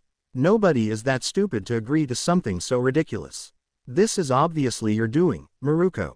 You think I don't smell a sham? Mr. Yaoyorozu was very against this, with some of our other parents not believing it either and thinking this was some kind of half-baked scheme to have Izuku be some kind of pervert. Izuku, what do you think about the quirk marriage? I asked him for Izuku to turn to us, clearly angered. What makes you think I would be happy with this? What, is my Momo not good enough for you, Ao? Why do you keep hitting me? Because you're being rude, dear. Not everything should be thought of as the boy insulting our daughter. Mrs. Yaoyorozu turned to Izuku. What do you mean by you aren't happy with this? Because, well, I feel wrong having everyone get married to me this way. I feel like it's forcing them to be in this relationship with me. I don't like it. So you don't want to date my daughter with hopes of a serious relationship? Abara's mother asked for Izuku to continue. That's not it. I do want to, maybe one day if we get that far, marry them and make a family. But the thing is, I'm thinking this stuff at least a couple more years in the future before going over dates and girlfriend status. I don't think rushing into this is the way to go, and forcing it on us is just as bad. There was a pause before all our parents started laughing uncontrollably. Why does everyone want to laugh at me today? I don't get what's so funny. Sorry, Izuku. It's just that your logic is kinda hilarious and something most who are in this situation wouldn't expect to say with earnest. Mrs. Hato laughed at this, with Mr. Kodai calming down enough to explain. Son, there are times where people would say something but when in a situation, do the opposite. Let's say, you say you'll donate everything you earn to charity if you win the lottery. Now you're given the winning card and you earned that cash. Most people would look at this and weasel their way out of being true to their word, with a very few donating the money without hesitation. In the past, you've shown you do care for our girls and want to at least try and take things one step at a time.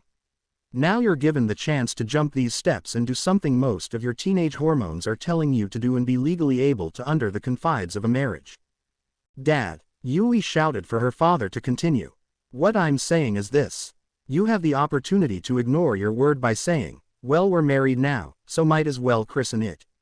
But you're not. You're saying that you don't want to because that moves things too fast. And as such, I give you my blessing to marry my daughter.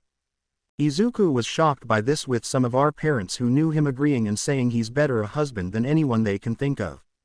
After a little more persuasion, those who haven't met Izuku before today was able to come over to the idea and allow this first to begin signing the papers.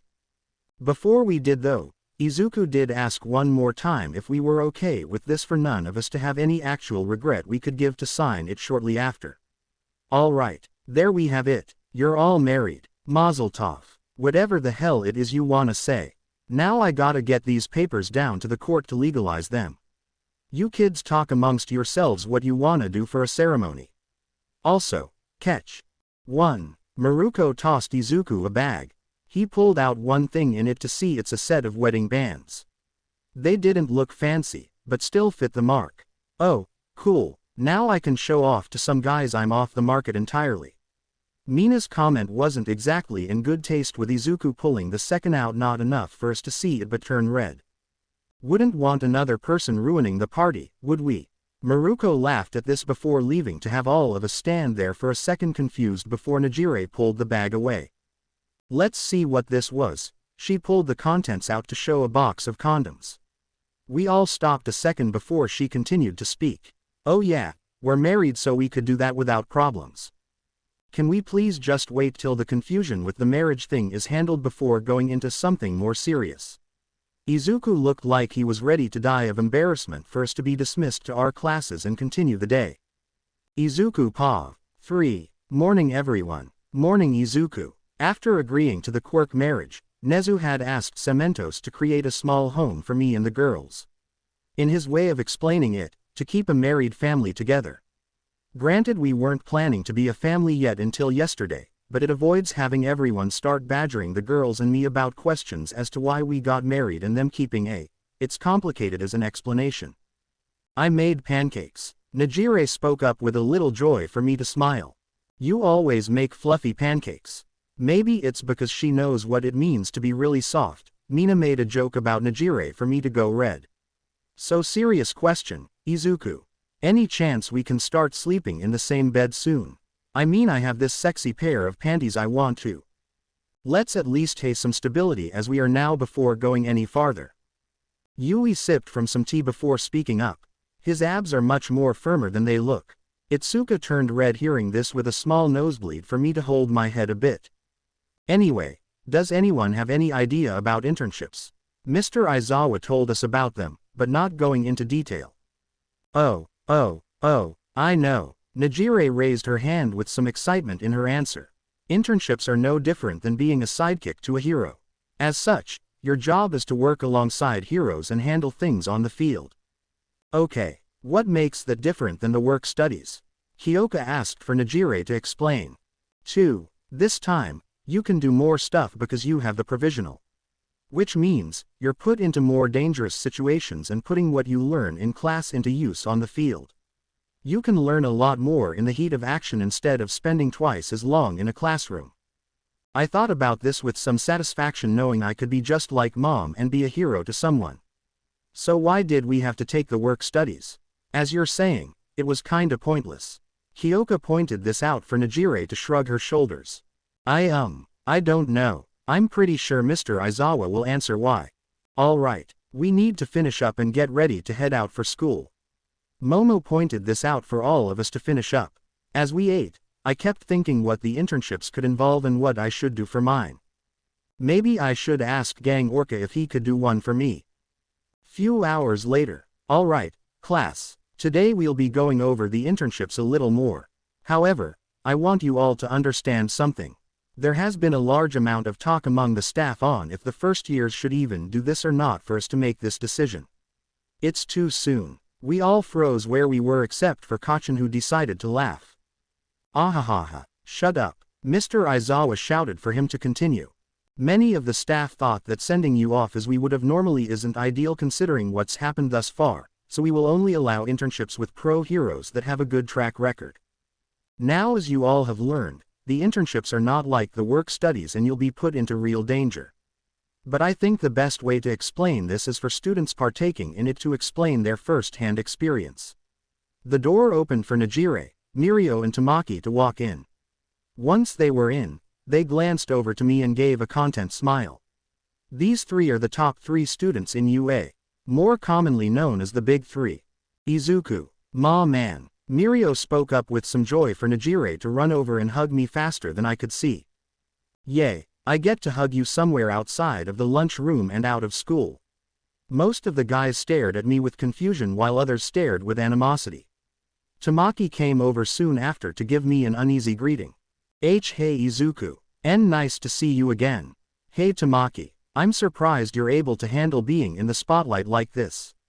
You seem to have gained a lot of confidence. Immediately after saying this, Tamaki fell to his knees and hid under my desk. That's the thing, I have no confidence. I just wanna go home now. 1. Did USAGIYAMA Izuku learn to be depressed from this guy? I could tell a lot of people were confused, but Mr. Aizawa seemed to be really angry for me to motion to Miriko to try and save the situation. Okay, so we're here to tell you about the internships. Well, to make things simple, it's a little hard to say since it's more a demonstration. How about everyone change and meet up in the gym? That'll help you understand. I'll allow it. Mr. Aizawa said this as he walked towards the door with all of us following soon after. Once we were changed and in the gym, Miriko suggested we all began ganging up on him with it not sitting right with almost everyone. Being the only one that could tell what his abilities are, I decided to stay back to gain some confusion from Mr. Aizawa. You're not participating. I had fought Miriko once before, so any form of combat I do with him would be kinda counter-explanatory. Najire continued to hug me happily for Mr. Aizawa to stare at me for a solid minute. Something tells me that's not the only thing. By the way, I knew you had some past relationship with Tagata, but I didn't know you fought. Do you mind explaining what happened? Well, it was hard to even land a finger on him. I also saw some stuff I shouldn't. As I said this, I heard Kyoka shriek to see Mirio's clothes come off. Come on, man, couldn't you have at least asked to have that special underwear made by your hair put on? I'm sure Nezu or Mr. Aizawa would have allowed it. My bad, ha ha ha. He tried to laugh it off with Kirishima going for an immediate punch to the face. This ended with him going right through to confuse everyone. Going right for the head. Nice idea. I'm pretty sure Izuku did the same thing. Everyone who was long distance attacked Miriko as well for the attacks to go through him. Just what the heck is up with this guy? I looked at Mr. Aizawa, who gave him a nod. His quirk allows him to phase through just about anything that isn't made from him. You'd have to catch Miriko off guard if you want to defeat him. Hey, that's gonna be hard to do. Mr. Aizawa smirked hearing this as Miriko got behind everyone to take out the long-distance fighters first. I could tell right off the bat those would be the problem group for him. With Kyoka down now, that also took out their best method of finding him. If this guy is intangible, then how the heck do we attack him? Sato asked for Miriko to go back under for them to panic where he'll show up. I glanced around the area and used my hearing from Rabbit to detect where Miriko will pop up again. Right behind Kachin. If anyone needs to be taken down first, it'll be him, and then he'll go a straight line to take down everyone else. I felt someone rubbing my ears to see Najire holding her head on the top of mine while rubbing her cheek on them. I always wanted to do this with your ears. They're so fluffy and smell like your conditioner. This became more awkward as I was being pushed into her chest to turn red. Why do I feel satisfaction being smothered like this? Oh great, I'm turning into a pervert. I was so focused on trying not to enjoy the moment to ignore Mirio's attack directly from where I predicted and him slide right next to us. 2. Hoer rrrr. He glanced up to see Najire doing what she was doing to smile at me. Looks like you have the best seat in the house. 1. Please don't make this more uneasy for me than it is. I'm trying really hard to avoid thinking about it. 1. Alright, Hato. Let go of Usugiyama so we can go over with everyone what they learned. Najire let go of me for the girls to stare at her with a mix of envy and pain from the initial sock to the stomach. Now would anyone like to explain what they found out from their fight? I found out that this guy has too strong of a quirk. I mean, seriously, what type of quirk do you have to enhance strength? Kirishima asked for Miriko to laugh. Sorry, I kinda went overboard there, and that's not a quirk strength there. That's base strength. Wait, then how could you also do what you did with teleporting? Not teleportation. I merely dived into the ground like Izuku mentioned. Everyone was confused with this. To make things simple, my quirk is called permeation. You see, I can phase through everything like Izuku said. Unfortunately, this led to a lot of problems for me. I was stuck in dead last even when I was still trying to control my power. Wait, but you don't seem to have a problem right now. Also, if you and Izuku are friends, then why doesn't he use it so often? I can explain this. I raised my hand up to answer Mina. Let's say I wanted to phase through a wall using Mirio's quirk. As to what he said, it's not as awe-inspiring as you wanna believe. I would have to first turn everything but one of my legs intangible, then turn the power off on the leg that went through and turn the leg that wasn't intangible to pull it through. I'm still trying to master that, where Miriko has worked it so much that it's now second nature to use his quirk the way he does. As an example, I can't even touch him with ease. I actually have to think where he is. Dang, Usugiyama, I didn't know it was that hard. Kirishima was beyond surprised when I explained the method, with Kaminari admitting he'd screw it up somewhere. That also explains the cracks in the ice when you used Tagata's quirk during the provisional. Todoroki mentioned as my timing with the quirk was still off to the point I actually hit the ice on occasion before going through it. So how does that have to do with the internships? To make things simple, I had to work hard to learn how to use this quirk in ways that I couldn't think of at the point. In the internships, you're treated no different than a hero. People get hurt with actions you chose to and not to take. Some can even die. It's your job to turn this experience into power. I thought about what Miriko said with some thought and how I could do this in my own way. Turning experience into power. Is that what Mom does? Later that afternoon, walking out of the school, me and the girls began talking about what we could most likely do for the internships. So does anyone have an idea what they'll do? Well, the internships aren't mandatory. As much as I'd like to, I think I'll stand out for this round. Momo said this with some deep consideration. Does your mom do internships? Itsuka asked for me to cross my arms in an X. Nope, she primarily works alone. Only rarely will she work with someone. Well, I have Yukio seeing if Ochako and Sue could work with us this weekend. I also heard that Tamaki had Kirishima going to meet Fatgum. Aunt Ryu and Uncle Fat are two people that you can learn a lot from. I'm happy Kirishima's gonna possibly learn from him. What about you, Izuku? Kanoko asked me to hold some unease. Gang Orca doesn't do first years for the internships. I was kinda bummed hearing that, but I guess I'll go back to the drawing board and go through my offers again. Hey, Izuku. I turned around to see Miriko coming over. Real quick, do you have an offer yet for the internship planned? No. My initial idea was a bust and I was going to look over my offers again to see if it's possible to do one with a pro I can learn a lot from. Then why not take one with Sir Night-Eye? I can put in a good word with him. Single quote ... Something tells me he still kinda hates me. Just give me the time and place and I'll meet him. 2. Awesome. Najire Pav. So you are two of the girls married now to my nephew. It's nice to meet you. The weekend finally came for us with Yukio able to meet up with Ochako and Sue. For the most part, the meeting went well with everyone happy. I felt a little relief since I was worried she'd be angry at them for being with Izuku in a quirk marriage. It's really nice to meet you as well, Ms. Yukio. Serious question though, you don't feel any form of anger that we're married to Izuku, right? To be fair, I got my anger out before you came here. I laughed a little before going towards the training area to try and find something to pull the girls behind if something bad happened. However, I noticed the entire room was destroyed to the point I was afraid for Ochako and Sue's safety more. Miriko did tell me what the reason for it was and I still don't agree with it. However, I still think you are doing my nephew good being part of his family. Well, Izuku did tell us that he wanted to wait until we're comfortable the way we are before doing something big. Sue scratched the side of her cheek for Yukio to smile at this.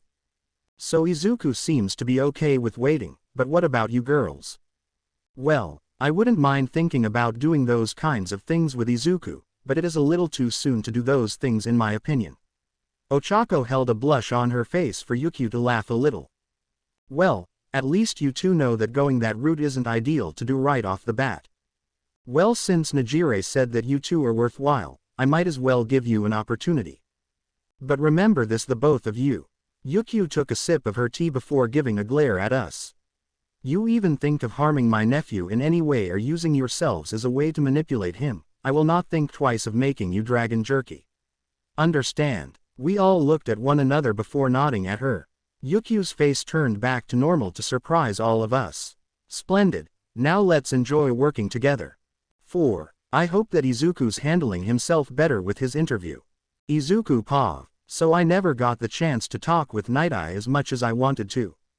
Do you mind explaining to me what he's like? I began walking in the Night-Eye agency with Miriko trying to find out what I could about the pro hero. From what I remembered, the man was very serious to the point it was a tad unsettling. Not only that, but he for the most part hated me. Well, sir does enjoy comedy. If you can make him laugh, I'm sure you're a sure-in for being part of the agency. How should I go about this? I thought about it before getting an idea as to how I should go about this and used creation to make a few things. When we went to the door, I opened it for me to see Night-Eye and a girl with blue skin strapped into some kind of tickling torture device. Sir, I brought Izuku like you asked. Nice to hear. It's nice to see you. He stopped mid-sentence, seeing me with novelty glasses that had a fake big nose and mustache, a rainbow hat with feathers on it and a rubber chicken in my hand. Might I ask why you have a rubber chicken and those ridiculous things on? I don't know what you're talking about. I'm just wearing casual attire. Miriko started laughing at this, with the blue girl laughing a little as well. Unfortunately, Night Eye didn't find this at all funny to glare at me. Miriko, Bubble Girl, please leave us be. They agreed to leave the room and have us calmly stand in silence. Now, get rid of that ridiculous chicken and those trinkets. Sorry, Miriko said that you'd be more willing to offer me the offer for the internship if you were to laugh. 1. I see. Do you have the form for the internship? I went into my bag and pulled out the form. Night Eye pulled the form out of my hands and placed it on his desk. He then pulled out a stamp and held it in front of him. I'd like to ask you, what do you have to offer to this agency? Excuse me, I have 2 sidekicks and an intern already. I'd like to know what I would gain by having you on my payroll. Though you are skilled for a first year, but you are not anything special for anything outside of your year. So tell me, what makes you special? I should have figured. Night Eye got up and looked out his window. I'm sure you're aware of how things are going in the world. Thanks to the loss of All Might, the world is in need of a new symbol. Endeavor is a good number 1 for now, but he isn't a great symbol. The world needs a light that they all are willing to follow. Not a flicker as you are, but a dazzling one. Someone that can't tell me exactly what they think should be a reason to hire them has no right to join my agency as far as I'm concerned. Damn it, Izuku, say something. Sir, All Might was a fool to trust you with OFA. Miriko would have made a far better successor than you. I know he would have, but that wasn't my choice to make. All Might asked Miriko and he flat out refused. The only reason I agreed to it was because Miriko and All Might believed I was worth it. Yes, the chances are I'm not worth it, but I'll still work as hard as I can to become the hero this world needs and wants. I don't care if I have to fight to prove that. I'll be a hero that everyone can look at happily like All Might. Night Eye stared at me with some irritation before fixing his glasses. If you're that willing to become a hero the world respects, then I have a proposition for you. For 1 minute, I'll allow you to try and take this stamp. If you succeed, then you'll be able to join us. You do not and you don't. Also, you don't have to worry of breaking anything in here since I can just replace it. Simple enough. Understood. Night Eye placed the timer for me to activate OFA and Rabbit. I went right for a straightforward attack for him to dodge it. Too simple. A villain would see that a mile away. I adjusted my trajectory to go for a low attack. However, Night Eye kept his eyes on me and never let any of my attacks be able to land. I decided to get a little creative at this to create a bit of a blinding with explosion. Blinding an opponent that can't be hit. Basic, but still clever considering how you use it. I went for a roundhouse for Night Eye's head for him to evade it. But that isn't going to work. I've been using my quirk on you this entire time to know exactly how this will play out. The timer will run out and you won't even be able to land a scratch on me. I refuse to think that's set in stone. I went for his feet with Night Eye avoiding it by jumping. If the future can't be set in stone somewhat, I would have changed it for All Might. That fool needs a far better successor. An adolescent boy who can't even get over personal appearance isn't worthy of being the symbol of peace's successor. Don't you think I already know that? For a long time now, I've had to deal with the fact that I've been given privilege by those around me as well as this quirk itself to do things others can't even dream of. But in the end, I'm just a person who wants to save people with a smile. So I'll do what I can to live up to everyone's expectations. I let out a smokescreen before using Black Whip to have multiple pieces of furniture come at Night Eye. When he was in a corner to take him down, I used Manifest to turn my leg into a bird's talon. However, the timer went off for me to be stopped millimeters away from him. Interesting. You were able to corner me, but it was no luck. He stopped when looking behind me to see the furniture. Why did you place the furniture back where it was? Well, it's your stuff, so I didn't feel right destroying it. I did use it in hopes to distract you, so the furniture is a little damaged against my hopes. He stared at this and smirked. Look, I understand out of everyone, Miriko would have been without a doubt a better idea for a successor compared to me. He's learned how to use his power far more in a special manner than me. I wanted him to take it over me. He though thought I deserved it more and pushed me to have it, saying he doesn't need it. If he had any desire to have it, I would have never accepted it. But this is where we stand, and I want to make sure I at least prove myself worthy enough. Night Eye looked around the room to see where I cornered him. You also cornered me in a corner with the least amount of valuable product. Was that intentional or coincidental? Wouldn't you be able to tell yourself with your quirk? Not exactly. The future I saw. You panicked and ran for the stamp as much as possible while also creating a significant amount of damage around here. It ended with me in a corner, but everything around us was destroyed and you not passing my test in time. The final result was the same, but the method is always a variant. So even if I wanted to, in your mind and what you put in mine was that I'd fail. Is it possible that I could have still passed if I didn't know that? Unlikely. Every time I've used my future sight, I've seen its end results happen exactly as is, with some alterations depending on the length, but resulting in the same end. All but one that has yet to come to fruition has been proven true, and the last has at least another year until it happens. What was it, if you don't mind me asking? Night Eye looked at me confused for a second before letting a sigh out.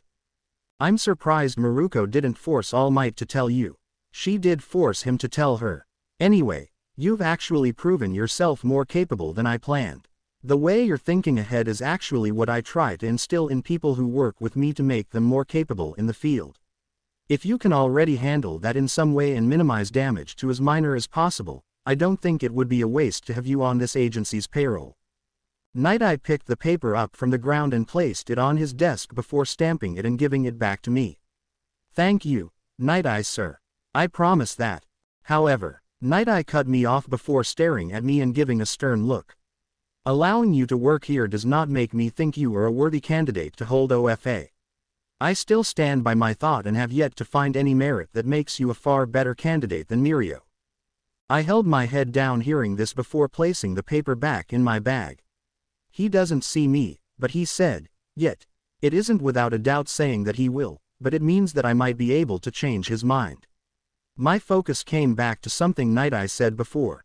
Sir, I want to ask you what you meant when you said that Mom knew something about All Might.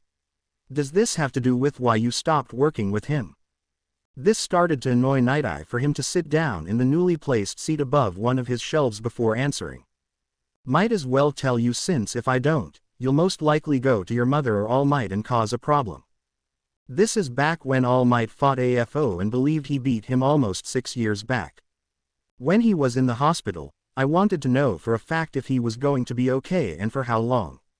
It was here that I found out about his limit and what it would be, as well as one truth that I needed without a doubt to prepare for. His eyes were hidden by his glasses as he answered me at a height I was looking up at him. All Might is going to die an unspeakable death this year or the next. My eyes grew wide hearing this and going pale. 1. All Might's gonna die. Izuku Pav. After gaining my acceptance to the Night Eye agency, I felt extremely distraught with what I heard from the pro. He told me All Might's gonna die soon. I couldn't believe it and I felt horrible realizing that might be true. Night Eye's predictions from what I heard are normally accurate, with the end result from how he explained it in an interview with tangents of the in-between being unique depending on the amount of time and what specifically he's looking at. This meant the chances of that prediction being right is really high. I couldn't think straight. Ow. In my own thought, I came towards a corner not even fully realizing and hit myself in the face. You okay, Izuku? You look a little lost in thought. Najire asked me, for it to be now apparent I'm thinking about this too much. Why yeah, I just had a lot to think about when I was talking with Night Eye. He's an interesting pro. I'm not surprised. I also hear he's a huge All Might otaku. Probably more of a fan than you are a quirk nerd. Kyoka started laughing at this, with the joke not really making it any better. What, he went through a phase and isn't one anymore? No, that's not it. I kinda need to head out for a little bit. I grabbed a coat and began heading out. Once I did, I went right towards the grounds near the woods to see two people I needed to. Seeing a park bench, I noticed Mom and All Might sitting down with the later being out of breath a bit. Damn, that injury took a crap ton out of you. At least you're not completely out of shape. Thank you for the compliment, Miriko. All Might looked over towards my direction to smile. Young Usugiyama, nice to see you. I was unable to lead into what I wanted to say, so I decided to say as bluntly as possible. Why didn't you tell me you were gonna die? There was a silence between all of us for Mom to break it by smacking All Might in the back of the head. This is why I wanted you to tell him everything so he wouldn't find out this way. You knew. Mom looked away before answering. I kinda put the idiot in a corner since you were constantly getting hurt. Look, I wanted you to know, but I wasn't the one that had to. When did you know? I was getting mad. Both kept this from me to the point now it was difficult trusting them. After the incident at the sports festival with you and that Shinso kid. As your parent, I wanted to know if what you have as a quirk is even safe, as well as make sure there was nothing else the blonde oaf here wasn't telling me. As such, okay, it was a bad call for me not telling you and I dropped the ball. I'll admit to that, but I figured it would be better hearing it from the man who withheld this information from you than me, since it would make it seem like he didn't trust you as much as you'd think. Mom looked at All Might before leaning back. Your mess. You clean it up. All Might sighed before explaining to me what he withheld. This happened around the time frame of my first battle with AFO. After the fight, I was transported to a hospital and only a few were accepted in. Night Eye, as my sidekick at the time, was one of them. In fear of the future, he decided to use his future sight on me. This led him to find out something about my death. I was going to die an unspeakable death to a villain in about 5 or 6 years. During the fight with AFO, I thought this was going to be it. However, it wasn't. I thought of it and felt horrible knowing this was happening. So when you found out, you took him off as your sidekick. I didn't want to think of the future the way he was. To be honest though, I probably should have given it much more thought than I initially did. Maybe if I did, we wouldn't be in as painful of a position as we are in for the country.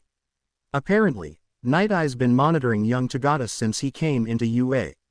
He was basically prepared to be the hero to take my place. I knew Miriko most likely was trained to be All Might's successor, but now I knew for a fact just how much of a problem I was from the start for this. So this means you could die in the near future. As in at least a year. Perhaps. But that isn't something I'm worried about. I glanced at Mom, now wanting to know exactly if something's missing. That's all there is. This was a bullshit thing he left out, but it wasn't my place to tell you.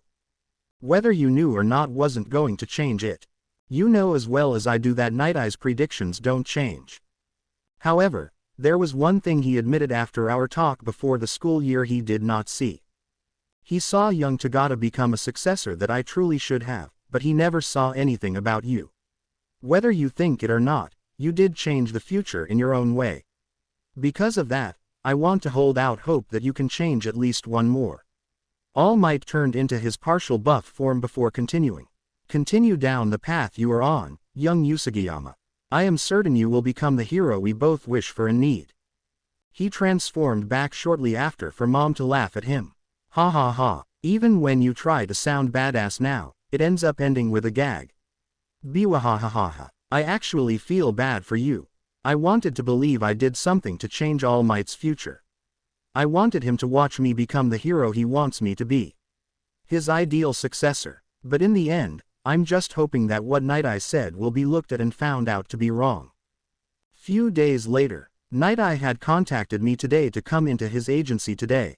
From what he explained, it was to speak on a case that the agency as a whole is working on.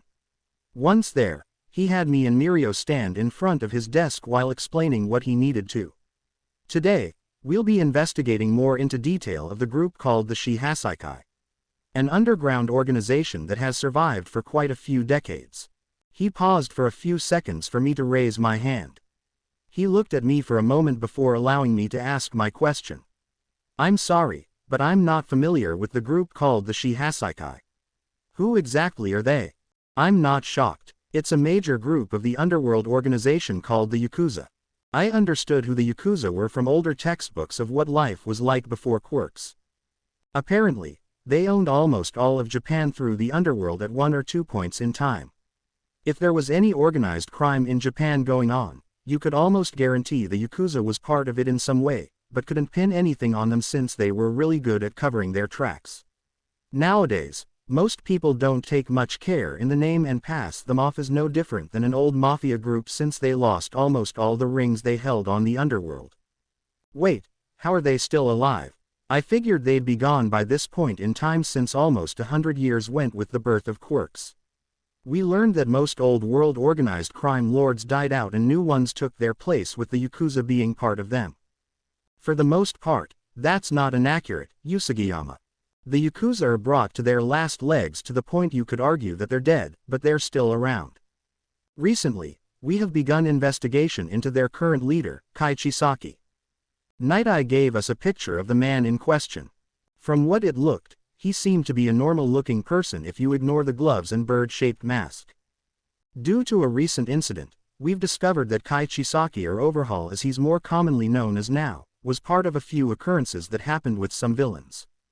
Eyewitnesses said in a recent one that a group called the Reservoir Dogs had stolen a cash register from a convenience store and was stopped by them. They painted a very vivid picture of the scene before it somehow went back to normal. Not only that, but any lingering injuries on the villains who were brought into custody shortly after was non-existent, such as joint pains or bruising that was from a prior day. I'm not exactly getting how this would require us to get involved. From what it sounds more like illegal vigilantism above everything else. Miriko asked this with what I know of the agency making this just as strange. Though the incident was wrapped up nicely, we had not found the money stolen and there is no proof that the Hasaikai had stolen it. However, there has been other incidents with them being around that we once again can't pin this on them. So what is your final theory of what's going on, sir? I asked for Night Eye to get to his point. They're planning something that requires money. Looking at some of their past transactions and witness testimonies, we've seen that the Hasaikai has worked with distribution of illegal quirk drugs. But that is also unfortunately hearsay with nothing but word of mouth that won't hold up for a warrant.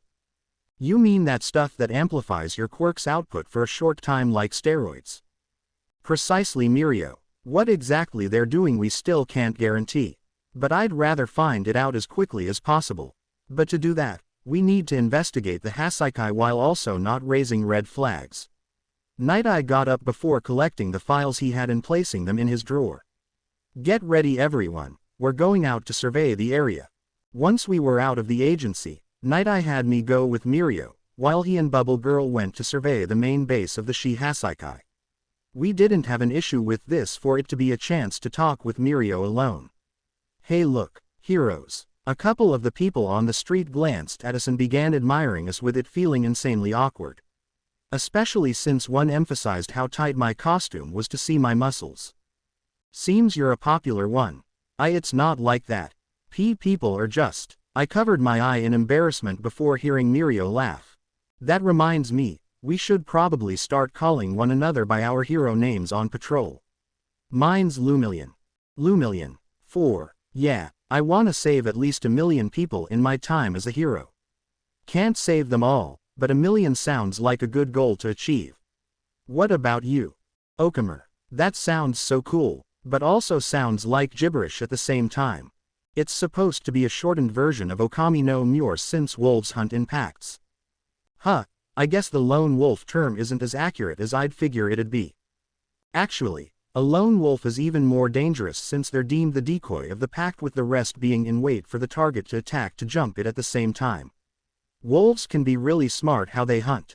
Never knew that. That does sound pretty awesome. Miriko kept laughing for the thought of what Night Eye was doing with him coming to my mind. Hey, Lumillion. Why didn't you accept the offer All Might gave you? He glanced at me for a second as I explained. Compared to me, you're far more capable as a successor to All Might. The way you think outside the box and work hard, you'd be able to use max power by now. So why not?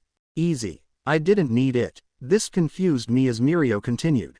Don't get me wrong. I was honored to be chosen as All Might's possible successor.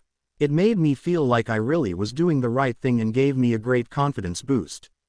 But there's one problem. I worked hard to get to where I am, and choosing to accept it made me feel a little like I didn't trust in my own strength. I see. You felt it was insulting to take it to yourself. I felt more saddened before Miriko placed his hand on my shoulder. I don't think you're weak or anything for accepting it. If anything, I'd rather it go to you, since you're someone that embodies what a hero should be because of your upbringing. You've seen what heroes need to save others from. I honestly wish I had the same level of knowledge as you did when I was your age. I might have been able to do so much more and be even better today because of it. Miriko laughed, with his words hitting home with me and making me happy. He thinks I'm someone that embodies what a hero is. I felt extremely happy about this for us to walk in front of an alley.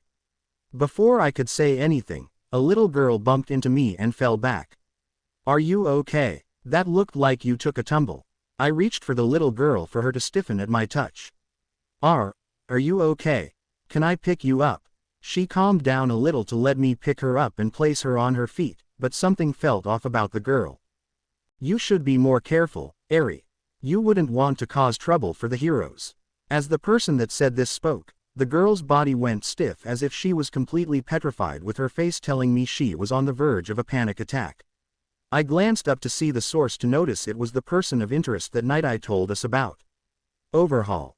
Third person Pav. Izuku glanced up at the man in fear of what he got himself into. That's Kai Chisaki, the guy Night Eye's investigating. Just what's he doing here? Is this his daughter? He called her Eri. Why is she shaking? A million questions began flooding Izuku's head for him to have difficulty even answering one. Before he could say anything, Miriko pulled Izuku's mask in the back of his costume up and covered the top half of his face. Careful there, partner. You lost your hood there. Wouldn't want to ruin the facade you put up. Miriko looked over to the man and began trying to de-escalate any issues that may have opened up. Don't worry about it, sir. No problems on our end. My partner also doesn't do well with new people, so don't take it personally.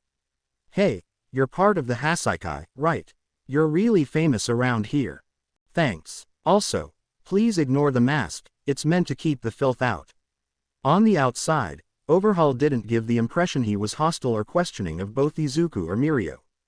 But the less the group tells the man of them or have him interact with them, the better. Just stay calm. All you gotta do is relax the atmosphere. Well, we shouldn't hold you up, so we'll try and make this quick. Since we gotta write down any issues we find on patrol for work, you mind just giving us the long and the short why your daughter was running? I guess even heroes got it rough. Eri wanted a toy and I wouldn't buy it for her. This made her go on a tantrum and run off on me. As the two spoke, Izuku glanced down at Eri to feel her tremble in his arms.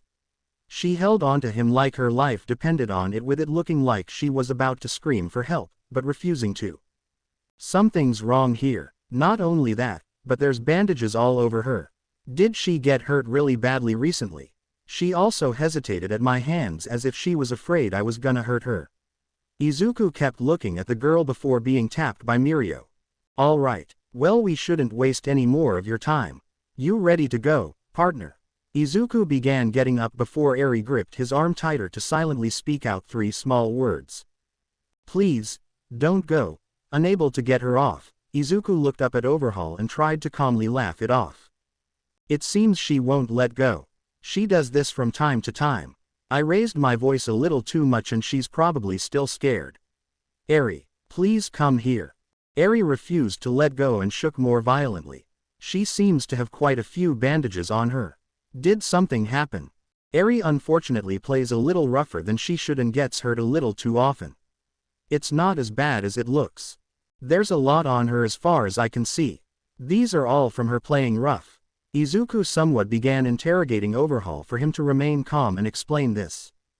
She's an exceptionally clumsy girl. It's hard keeping her from doing this, but she isn't in any life-threatening danger. I make sure she isn't. Placing his hand on her head to cover Eri, Izuku began speaking. I'm sorry, sir, but I can't allow you to take her. If you want to argue this, I'd be more than happy to when we get down to the station. Overhaul glared down at Izuku with notable bloodlust coming off him. I don't know who you are, boy, but I'd recommend you be cautious what you get into. Izuku stood his ground and gave Overhaul no leeway. Letting out a sigh, the Yakuza began giving an ultimatum. All right, a cop's down the alley over here if you'd follow me to settle this quickly. The two heroes in training looked at one another before following Overhaul into the alley. This is always a nuisance. If only we could avoid these problems. Overhaul went to the glove he wore and began slowly pulling it off while glaring at Eri, indirectly telling her this is her final chance to come back before something bad happens. Not wanting someone else to get hurt, Eri pulled away from Izuku and ran back to Overhaul. Eri. Done with your tantrum. Eri silently nodded with the two walking off. Sorry about the trouble. Once the two were out of hearing range, Miriko began speaking.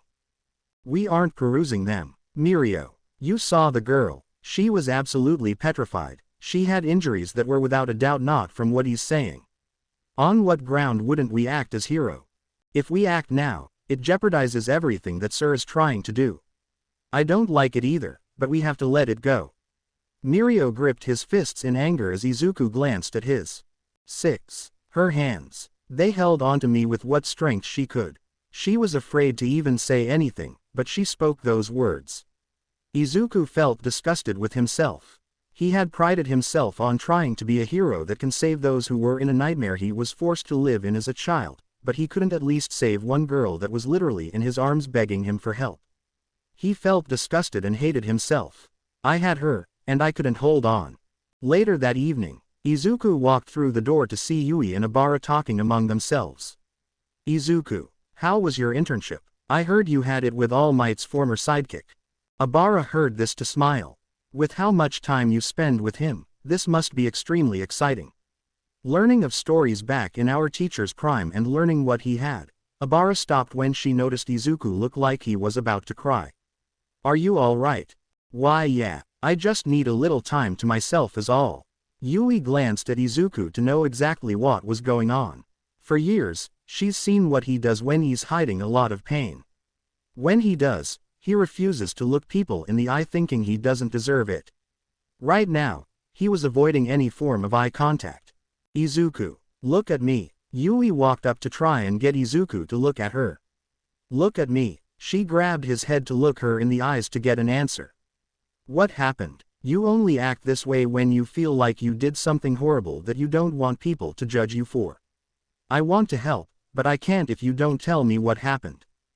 Izuku felt uneasy, but answered. I can't tell you everything, but I can tell you the important bit. On patrol today, I ran into a little girl with Miriko. She was absolutely petrified. Bandages covered her with thinking back now, her weight was also a little unhealthy. I tried to help, but she seemed extremely afraid. But that's not the part that you're mad about, is it? Hearing this, Izuku slammed his fist into the wall, scaring Abara and Yui.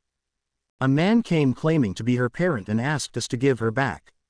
When we tried, she gripped my costume and practically squeaked out with whatever courage she had in her, "Please, don't go."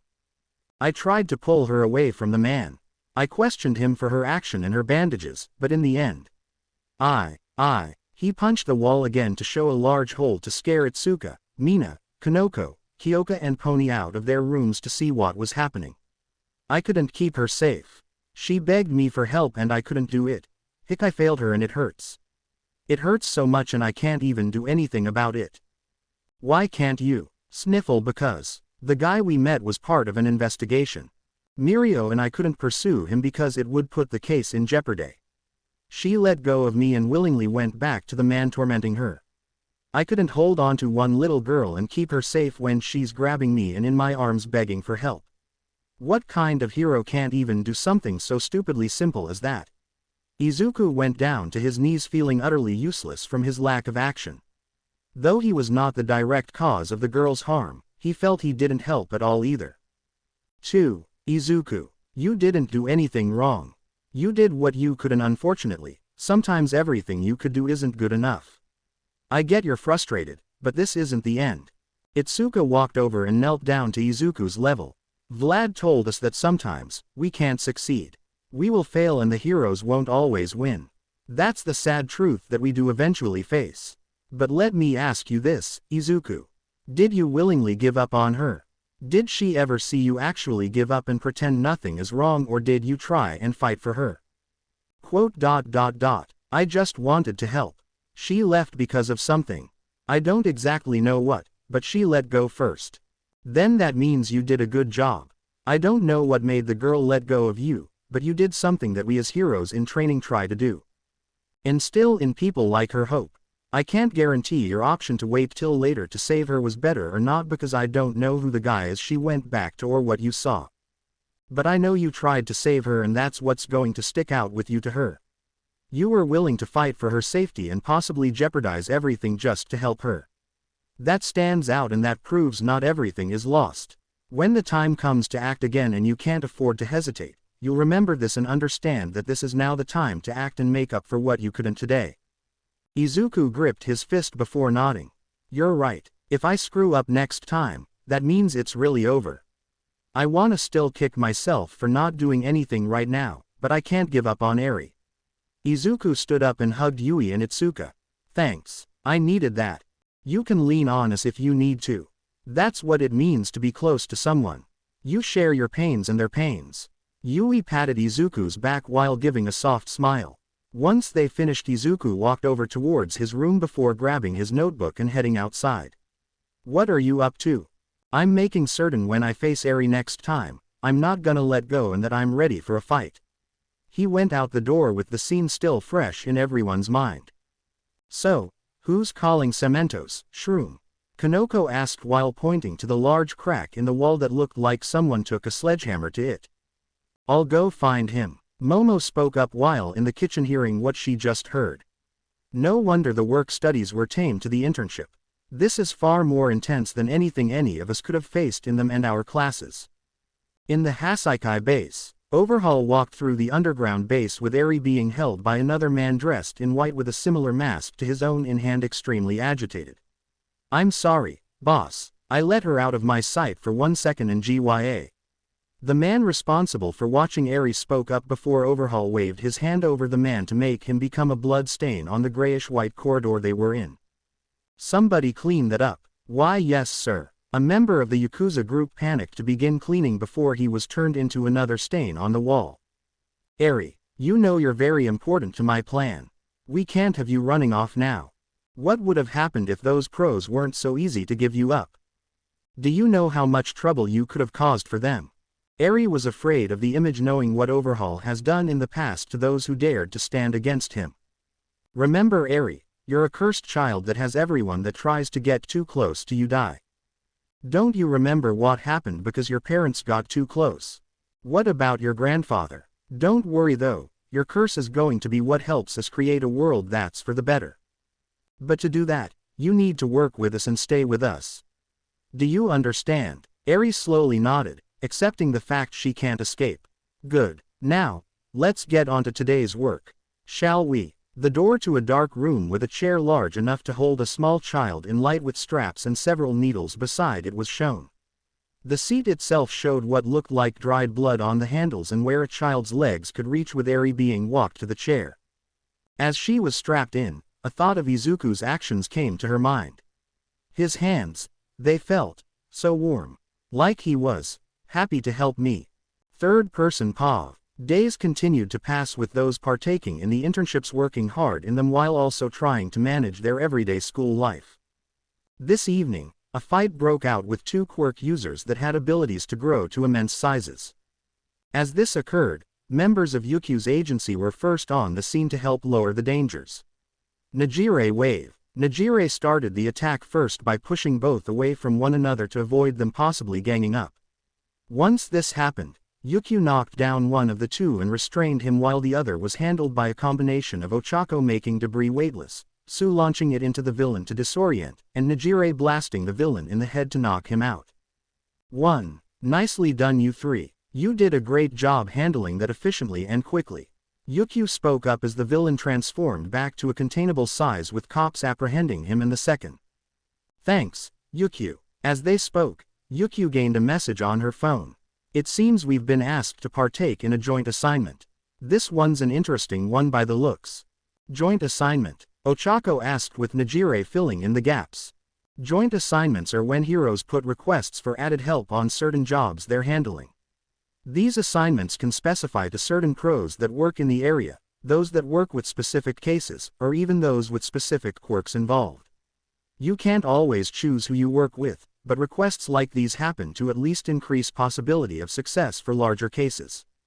Exactly as Najire stated, this one seems to be working with the Yakuza. Huh, I didn't think that they'd still be around much longer or part of one of these. Color me surprised. Who put the request, if you don't mind me asking? Sue asked for Yukio to look a little more in depth. Night Eye's agency. Wait, Izuku's interning there. Do you think that had to do with what he was upset about recently? Yukio looked up at her three students curious.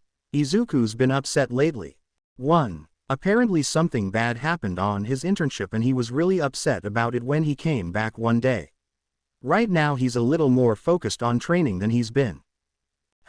Yukio thought of Najire's response as well as what could have made her nephew so distraught to this point. We'll be working with them. There's a meeting in 2 days. Be ready. Yes ma'am. All three stood straight while addressing the dragon hero before heading back towards the agency to head home and get further instructions.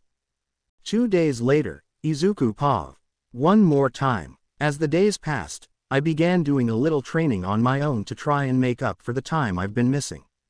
With the help of Miriko coaching me, we've worked on a new special move for me that worked well with our opponents as well as my own personal training with Mirio's ultimate move to use in case the worst happens. As I thought about it, an idea popped into my head with it. By using Rabbit, OFA and Engine together, I began creating a similar technique to Phantom Threat with adding a few mid to long distance attacks for the final part of it. Now Final Strike. Mirio shouted for me to use Horn Cannon to attack the front of a punching bag before going behind to use Explosion to blast it. Pant, how was that one? Even better than last time. You were also even faster than before. You were practically invisible. Once could even say, faster than a speeding bullet. Mirio started to laugh with his joke, not exactly doing it for me to awkwardly laugh at it. I went over to my phone with a text being sent to me and Mirio from Night Eye. Guess you're gonna have to wash up quickly. Night Eye wants us at his agency as soon as possible. Something about a break in the case. Good. I was hoping to put this technique in action. I walked towards the washroom to wash off the sweat on my body before coming back out in my uniform and heading out with Mirio. When we did, we noticed Ochako, Sue, Najire, Tamaki and Kirishima all heading out as well. Yo, Usagiyama bro, what's up? Kirishima smiled while they walked out of the school grounds. Off to your internship. Yeah, there was a break in our case and we're gonna head there to hopefully see what it was. What about you 5? Same thing with your internships. We're working on a joint assignment with another agency. Fat never told us who though. I see. Oh, by the way, nice job the other day with that one villain. I complimented Kirishima, remembering how there was a villain that apparently enhanced his own quirk with some kind of quirk enhancement drug. I think the name they used was Trigger. From what I'm aware of from a job Mom did a while back, Trigger boosts one's natural limits with their quirk to levels beyond anything they could dream. The drawback is when the drug's out of your system, you lose a ton of your energy and your quirk use is lower for a time frame. Great for the moment, but it doesn't fix any limits you naturally have indefinitely. We began taking a train to Night Eye's agency to surprise me a little. Everyone looked at one another before walking in. We went right towards the main hall to see several pro heroes inside. Okay, what's going on here? It's pretty simple when you stop and think about it. Aunt Ryu mentioned this from the side to stand up and walk towards me. We're all here because there was a request for backup for this assignment. Wait, you serious? Without a doubt. Uncle Fat came over with a large pan of takoyaki in his hand. Apparently, something big's going down and we needed a bunch of pros. Exactly why I'm here too. We turned to the side to see Mr. Aizawa hanging out in a corner to surprise us all. We should get ready. They're going to have us all head in and start having the briefing. Mr. Aizawa left us with Aunt Ryu looking at Sue, Ochako and Najire. She explained how this is one of those listen and learn situations for Uncle Fat to do the same. Bubble Girl soon walked up to us and brought Mirio and I inside to sit by her and Night Eye for him to start explaining. Thank you all for coming. I had asked you all here to hopefully see about assisting in an assignment my agency and I have been working on. Night Eye pressed a button to show overhaul on a screen behind him. Our target is the leader of the last remaining faction of the Yakuza, Kaichisaki, or Overhaul as he is known. We have reason to believe he is in the process of creating and distributing illegal drugs. On what grounds do we have this information on? A pro-hero known as Lock Rock asked for Night Eye to show another picture. 3. Though they are not exactly a large conglomerate, but we believe the Shihasaikai is part of a chain that handles the drug trigger. So we're going off of speculation. Also, why do we have kids here? Lock Rock seemed to look at us with distrust before Night Eye continued. This isn't exactly something we can connect perfectly. However, two factors we've discovered had led to the possibility of this. The first was Overhaul having a daughter. From what we've been able to see, she is undergoing a form of torture that we can't guarantee is happening outside of speculation. Not only that, but Overhaul seemed extremely aggressive in trying to reclaim her from Okamer and Lumillion. The second came from Fatgum's intern. Uncle Fat stood up and spoke on what he's found out. A few nights ago, my interns were hit by some kind of quirk from a set of villains. It was able to bounce off Red Riot and keep the vial intact enough to test the contents. Sunniator on the other hand wasn't so lucky and was injected with the contents. Shortly after, his quirk stopped working. The effects were short-term, but scary in that moment. I glanced at Tamaki, who noticed I was worried. The next day it did come back.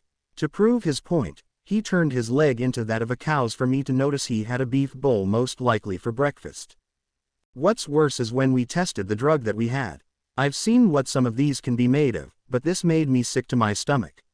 Inside, there were traces of human tissue in large quantities to indicate it was the source of the drug's potency. Oh no, I went wide-eyed knowing what this meant. Strange. So you're saying that this was the cause of someone's power? A quirk that can stop other quirks? The drug seemed to target quirk factors and revert them temporarily back to a pre-active state. In simpler terms, it temporarily turned Sunniator's quirk to a non-existent state, making him quirkless. Wait, what does that have to do with this then? Ochako asked for Lock Rock to get a little more irritated at this. Tell me again why we have kids here. Basically what we're saying is this Chisaki guy is most likely turning his daughter into bullets. Everyone who didn't catch on realized this now. For me to hold my head in shame. Probably would have been able to stop this quicker if these two were able to take the kid from this guy. I know, I wish I did. I spoke up, disgusted with myself for not acting even more now. Both did what they thought was right at the time. Okamer was willing to risk everything to save the girl then and there. Lumillion, however, opted first to save her at a later time to avoid serious problems and possible civilian casualties. Right now, our objective is to try and find out where exactly the girl and the quirk erasing bullets factory is. As such, up above is every spot owned by the Hasaikai. Night Eye showed a set of dots that added up to probably over 100 locations. You're serious right now? You do realize that's a lot of ground to cover, right? Isn't time of the essence here? I agree with Lock Rock. That's why I did some of my own work into the matter as well.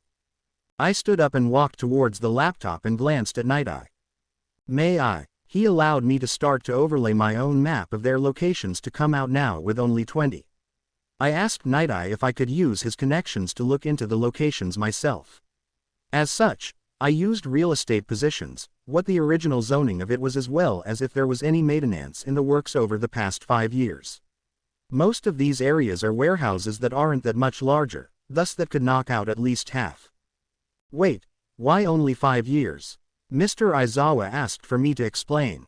Since the drugs affect the quirk factor temporarily, that means it's incomplete. My theory is that its production is at best 2 years. That means, they could have prepared for this as far back as 5 years, with any added work after that most likely being irrelevant. I did however look at these areas that has had maintenance on them multiple times, since the Hasaikai do tend to work around the book for most of their work while giving a phony excuse for use of significant product. Adding to this, I created a grid of any and all interactions Chisaki has had with the public. If this is as important of a job as I expect it to be, he'd be overseeing it through the 2 years to take out any that do not stay within the circle of his interactions. As such, I was able to narrow it down to almost definitely 5, possible 10 and 5 maybe. It still is a decent amount, but smaller than it was. Okay, so how do we know you're right? Aunt Ryu spoke up to answer Lock Rock. Izuku may not be as reliable in combat as most pro heroes, but he's helped us with cases as a small child by using what logic he has, and each and every one of the theories he has was able to come true. The boy is a borderline genius, and that's never changed in the almost decade I've known him. I'd even go farther to say he's gotten smarter to jump that line. So the boy's got brains. Tell me then, kid, where do you honestly expect the kid to be as well as the factory? I looked at my options before walking over to the projection and pointing at a spot. Here. Their base. Isn't that a little obvious? It is obvious, Lock Rock. But that's what makes this more of a likely option. Over the past several decades, the home has obtained quite a bit of requests for repairs. This wouldn't be a problem if the information we had for each contact didn't go back to a burner cells purchased by the same person. This was a screw-up, and someone put it on a card meant for a group specializing in underground construction that holds ties to the Hasaikai. In my conclusion, I believe that there is an underground passage in this home that we can't naturally access. This means, there could be a full-on laboratory as well as a perfect place to hide someone such as Eri in it. If I was Overhaul, I'd hide both somewhere close to home where neither can walk away from me that easily. Everyone looked at me shocked that I was so detailed as Night Eye cleared his throat.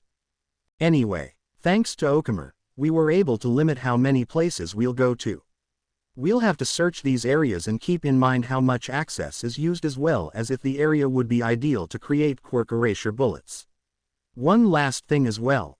Night Eye showed a picture of Shigaraki next.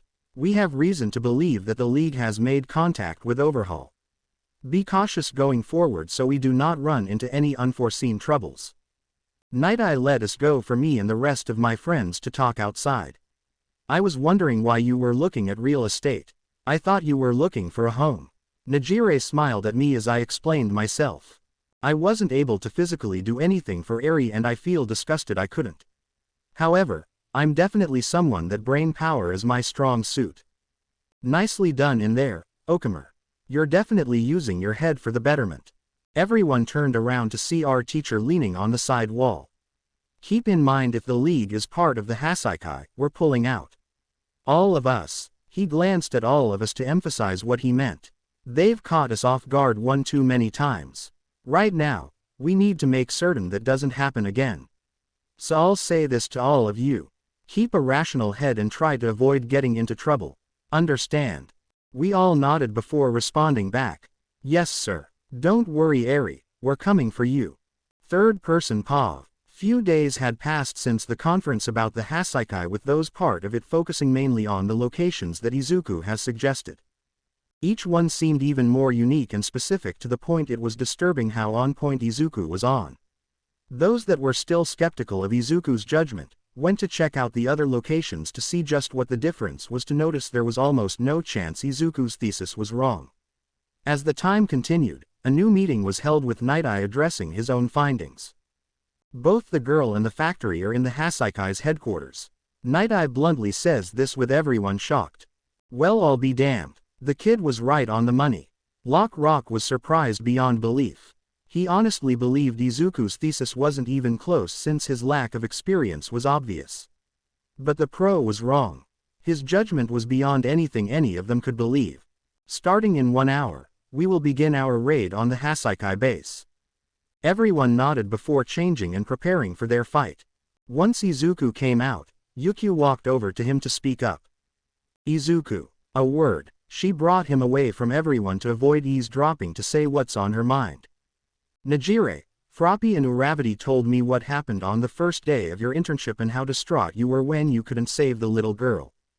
Keep in mind, going in, we have 2 important objectives. The first is take down the Hasaikai and their leader.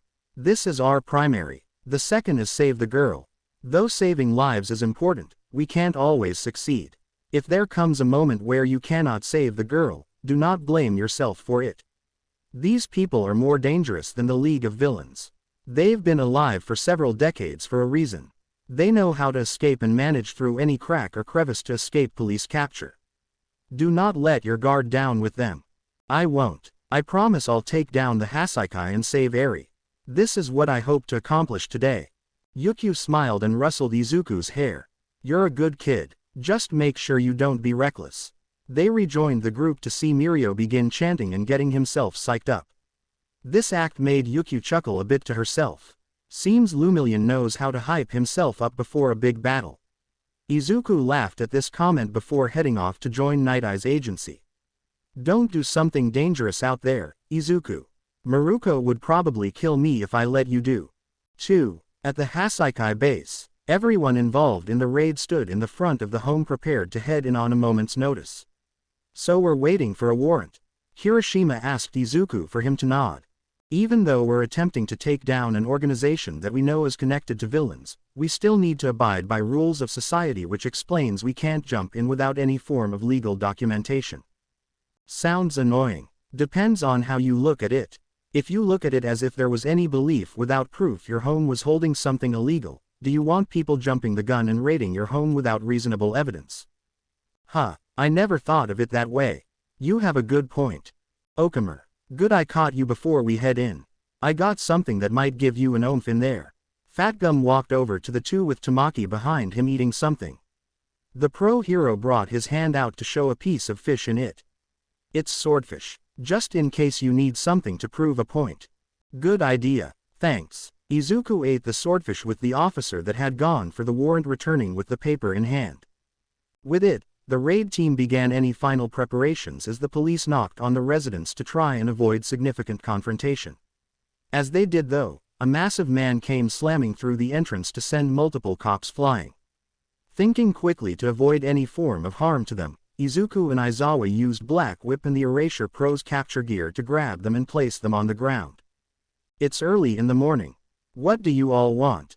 The man who knocked through the wall spoke bluntly as the group noticed the man was part of a group called the 8 Precepts of Death Rikia Katsukume. Thinking quickly, Izuku froze the man's feet to the ground using half hot, half cold, before Yukio came over in her dragon form to slam the villain into the ground. My team will handle Katsukume. The rest of you go inside. The dragon shouted for everyone to split up. The officer holding the warrant continued shouting while they were going in that they had a warrant for searching the premises, with none of the Yakuza listening to attack. Okamer, do you have something to clear a path? I've got just the thing. Sorry, your quirk's going to be shown to the world by me first, but I don't have a lot of options here. Izuku got to the front of the group and activated Gale Force. Packed move. Gale Wind. A massive tornado came out of Izuku's hands to send everyone flying that was it by it and make a path directly towards the main building of the residence. The group split up again for most of the cops and some lower-tier heroes to handle the rest of the Yakuza outside as well as occupy them. Once the group went inside, Night Eye went straight to a wall and pressed a few specific tiles to open up a secret passageway. From what they learned, the pro was fortunate enough the other day to find someone of the Hasaikai to search his future and find not only the secret passage, but also an exact route towards Aries' room. When the door fully opened, the group was attacked by a few more villains, with Bubble Girl and Centipeder making quick work of them and subduing them before the group kept going. Unfortunately, there was a wall in their way for them to stop. They must have blocked our path. Hang on a second. Miriko moved his head through the wall for his helmet to fall on the ground. He pulled his head back up to smile. The wall's not that thick. We should be able to break it down fairly easily. Alright, men, we're going to need explosives to take down this. Who needs explosives when you have an ability to become a one-man wrecking machine? Izuku cracked his knuckles before pulling his hands back. Miriko knew what was happening as well as Kirishima to pull everyone back. Die. Izuku slammed his hands on the wall to create a massive explosion with Bakugo's quirk to clear the way. I really gotta apologize to Kachin one of these days about his shouting not needed. Izuku hopped through the wall with Night Eye soon after to lead the group. 1. Damn, this kid's a one-man army. Just what else can he do? Lock Rock asked for Kirishima to smirk. That's our pal for ya.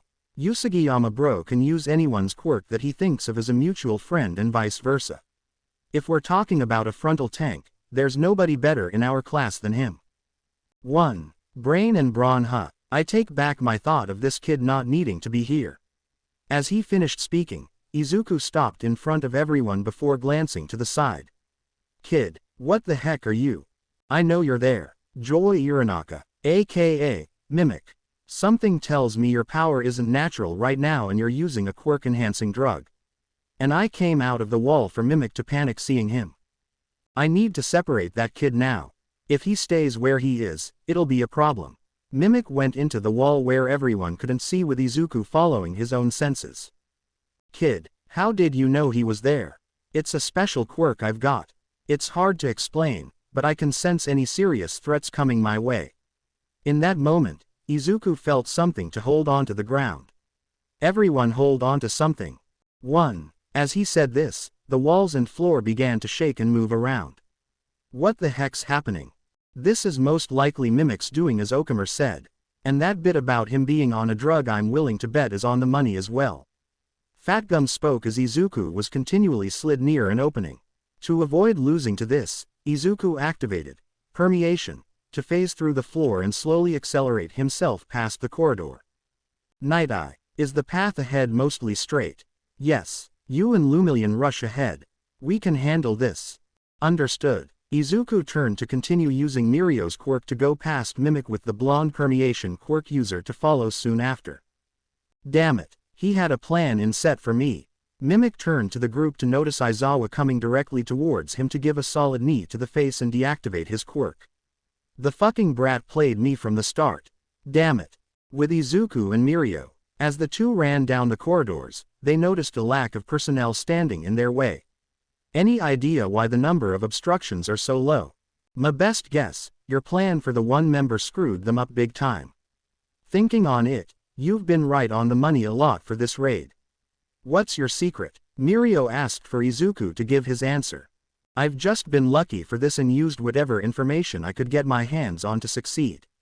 I figured if they were a distributor of Trigger, they'd most likely use one of their most useful support allies to try and separate us. They're most likely a diversion for Overhaul to head off towards a secret exit or something with the only thing he needs to make certain he comes out on top. Airy. So he used his own men for a way to get a couple minutes of time. That's low even for villains. Izuku shrugged his shoulders, not really seeing the real problem with it. In some people's minds, nothing matters but the final result. The duo continued running before Izuku stopped in his tracks. What's wrong? Duck. Izuku pulled Mirio down to have a blast of fire come at them from a distance. The blue flames coated the wall behind them with the sound of clapping being heard. Nice job, kid. What gave it away? Two men came from the shadows to show it being Dobby and Twice with the scarred man smiling. You two are part of the group that attacked the training camp, aren't you? Yes, I must admit, you're a tough one. You ain't so tough. Twice commented for Izuku to stare at him blankly. Mirio, head past them using your quirk. I'll distract them and join you after. You sure about this, man? You shouldn't underestimate these guys. Trust me, they're here just to waste time for us. As long as one of us takes the obstacle ahead, we're safe. Mirio looked at the two before glancing back at Izuku. I'll see you in a little bit. He used his quirk to move quickly past the two with Dobby smirking. You think I'm gonna let you? He was cut short by Izuku kneeing him in the face. Damned brat. Awesome attack. Twice went next for Izuku to turn and freeze him in ice with, half hot half cold. That's hot. Taking the initiative, Izuku turned to create a wall of ice between the three of them and Mirio to make it extremely difficult to pass through. Don't be confused now, your opponent is and was always me. Dobby recovered from his hit to begin lighting his hand on fire with blue flames. You're that Ua kid we abducted, aren't you? Let me ask you something. Did you like the fact that your kidnapping was what made All Might retire? Izuku had his hair cover his eyes with a notable frown on his face. What about all the crime that happened when the former number 1 retired? I heard it's up 3 times what it's been in a year and it hasn't even been that long. Izuku gritted his teeth in anger at hearing this. It's honestly funny when you think about it. All someone like you probably wanted to do is be like that smiling idiot. But in the end, you caused more pain than you're worth. It's your fault everything is happening the way it is.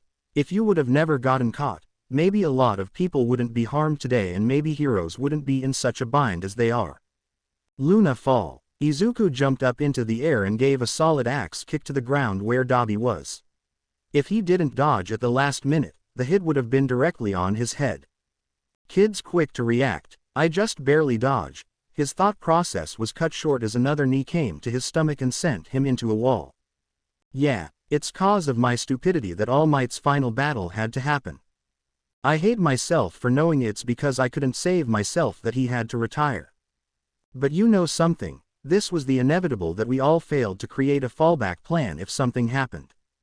As a society as a whole, we failed to see the reality of nobody being able to fill the mantle All Might will eventually leave. Because of that, we're in the mess we're in now with a lot of pieces to pick up. But here's where your thought process is wrong. My failure to save myself may have brought on the fight in Kamino Ward, but it did not instigate the crime. If you want someone to blame, blame those that want to do bad things. Dabi recovered again from his kick to see Izuku start creating tentacles from his fingers with them hardening like rock or steel as the ground below him held flames and ice as electricity coursed through him with explosions coming out of his enlarged hands. No wonder AFO wanted him taken down. This kid's dangerous if left alone. 5. I hope you're ready, because you just pissed off the wrong person. To be continued. I hope you guys enjoyed this video. Please make sure to like and subscribe to the channel. Now we will see you in the next video.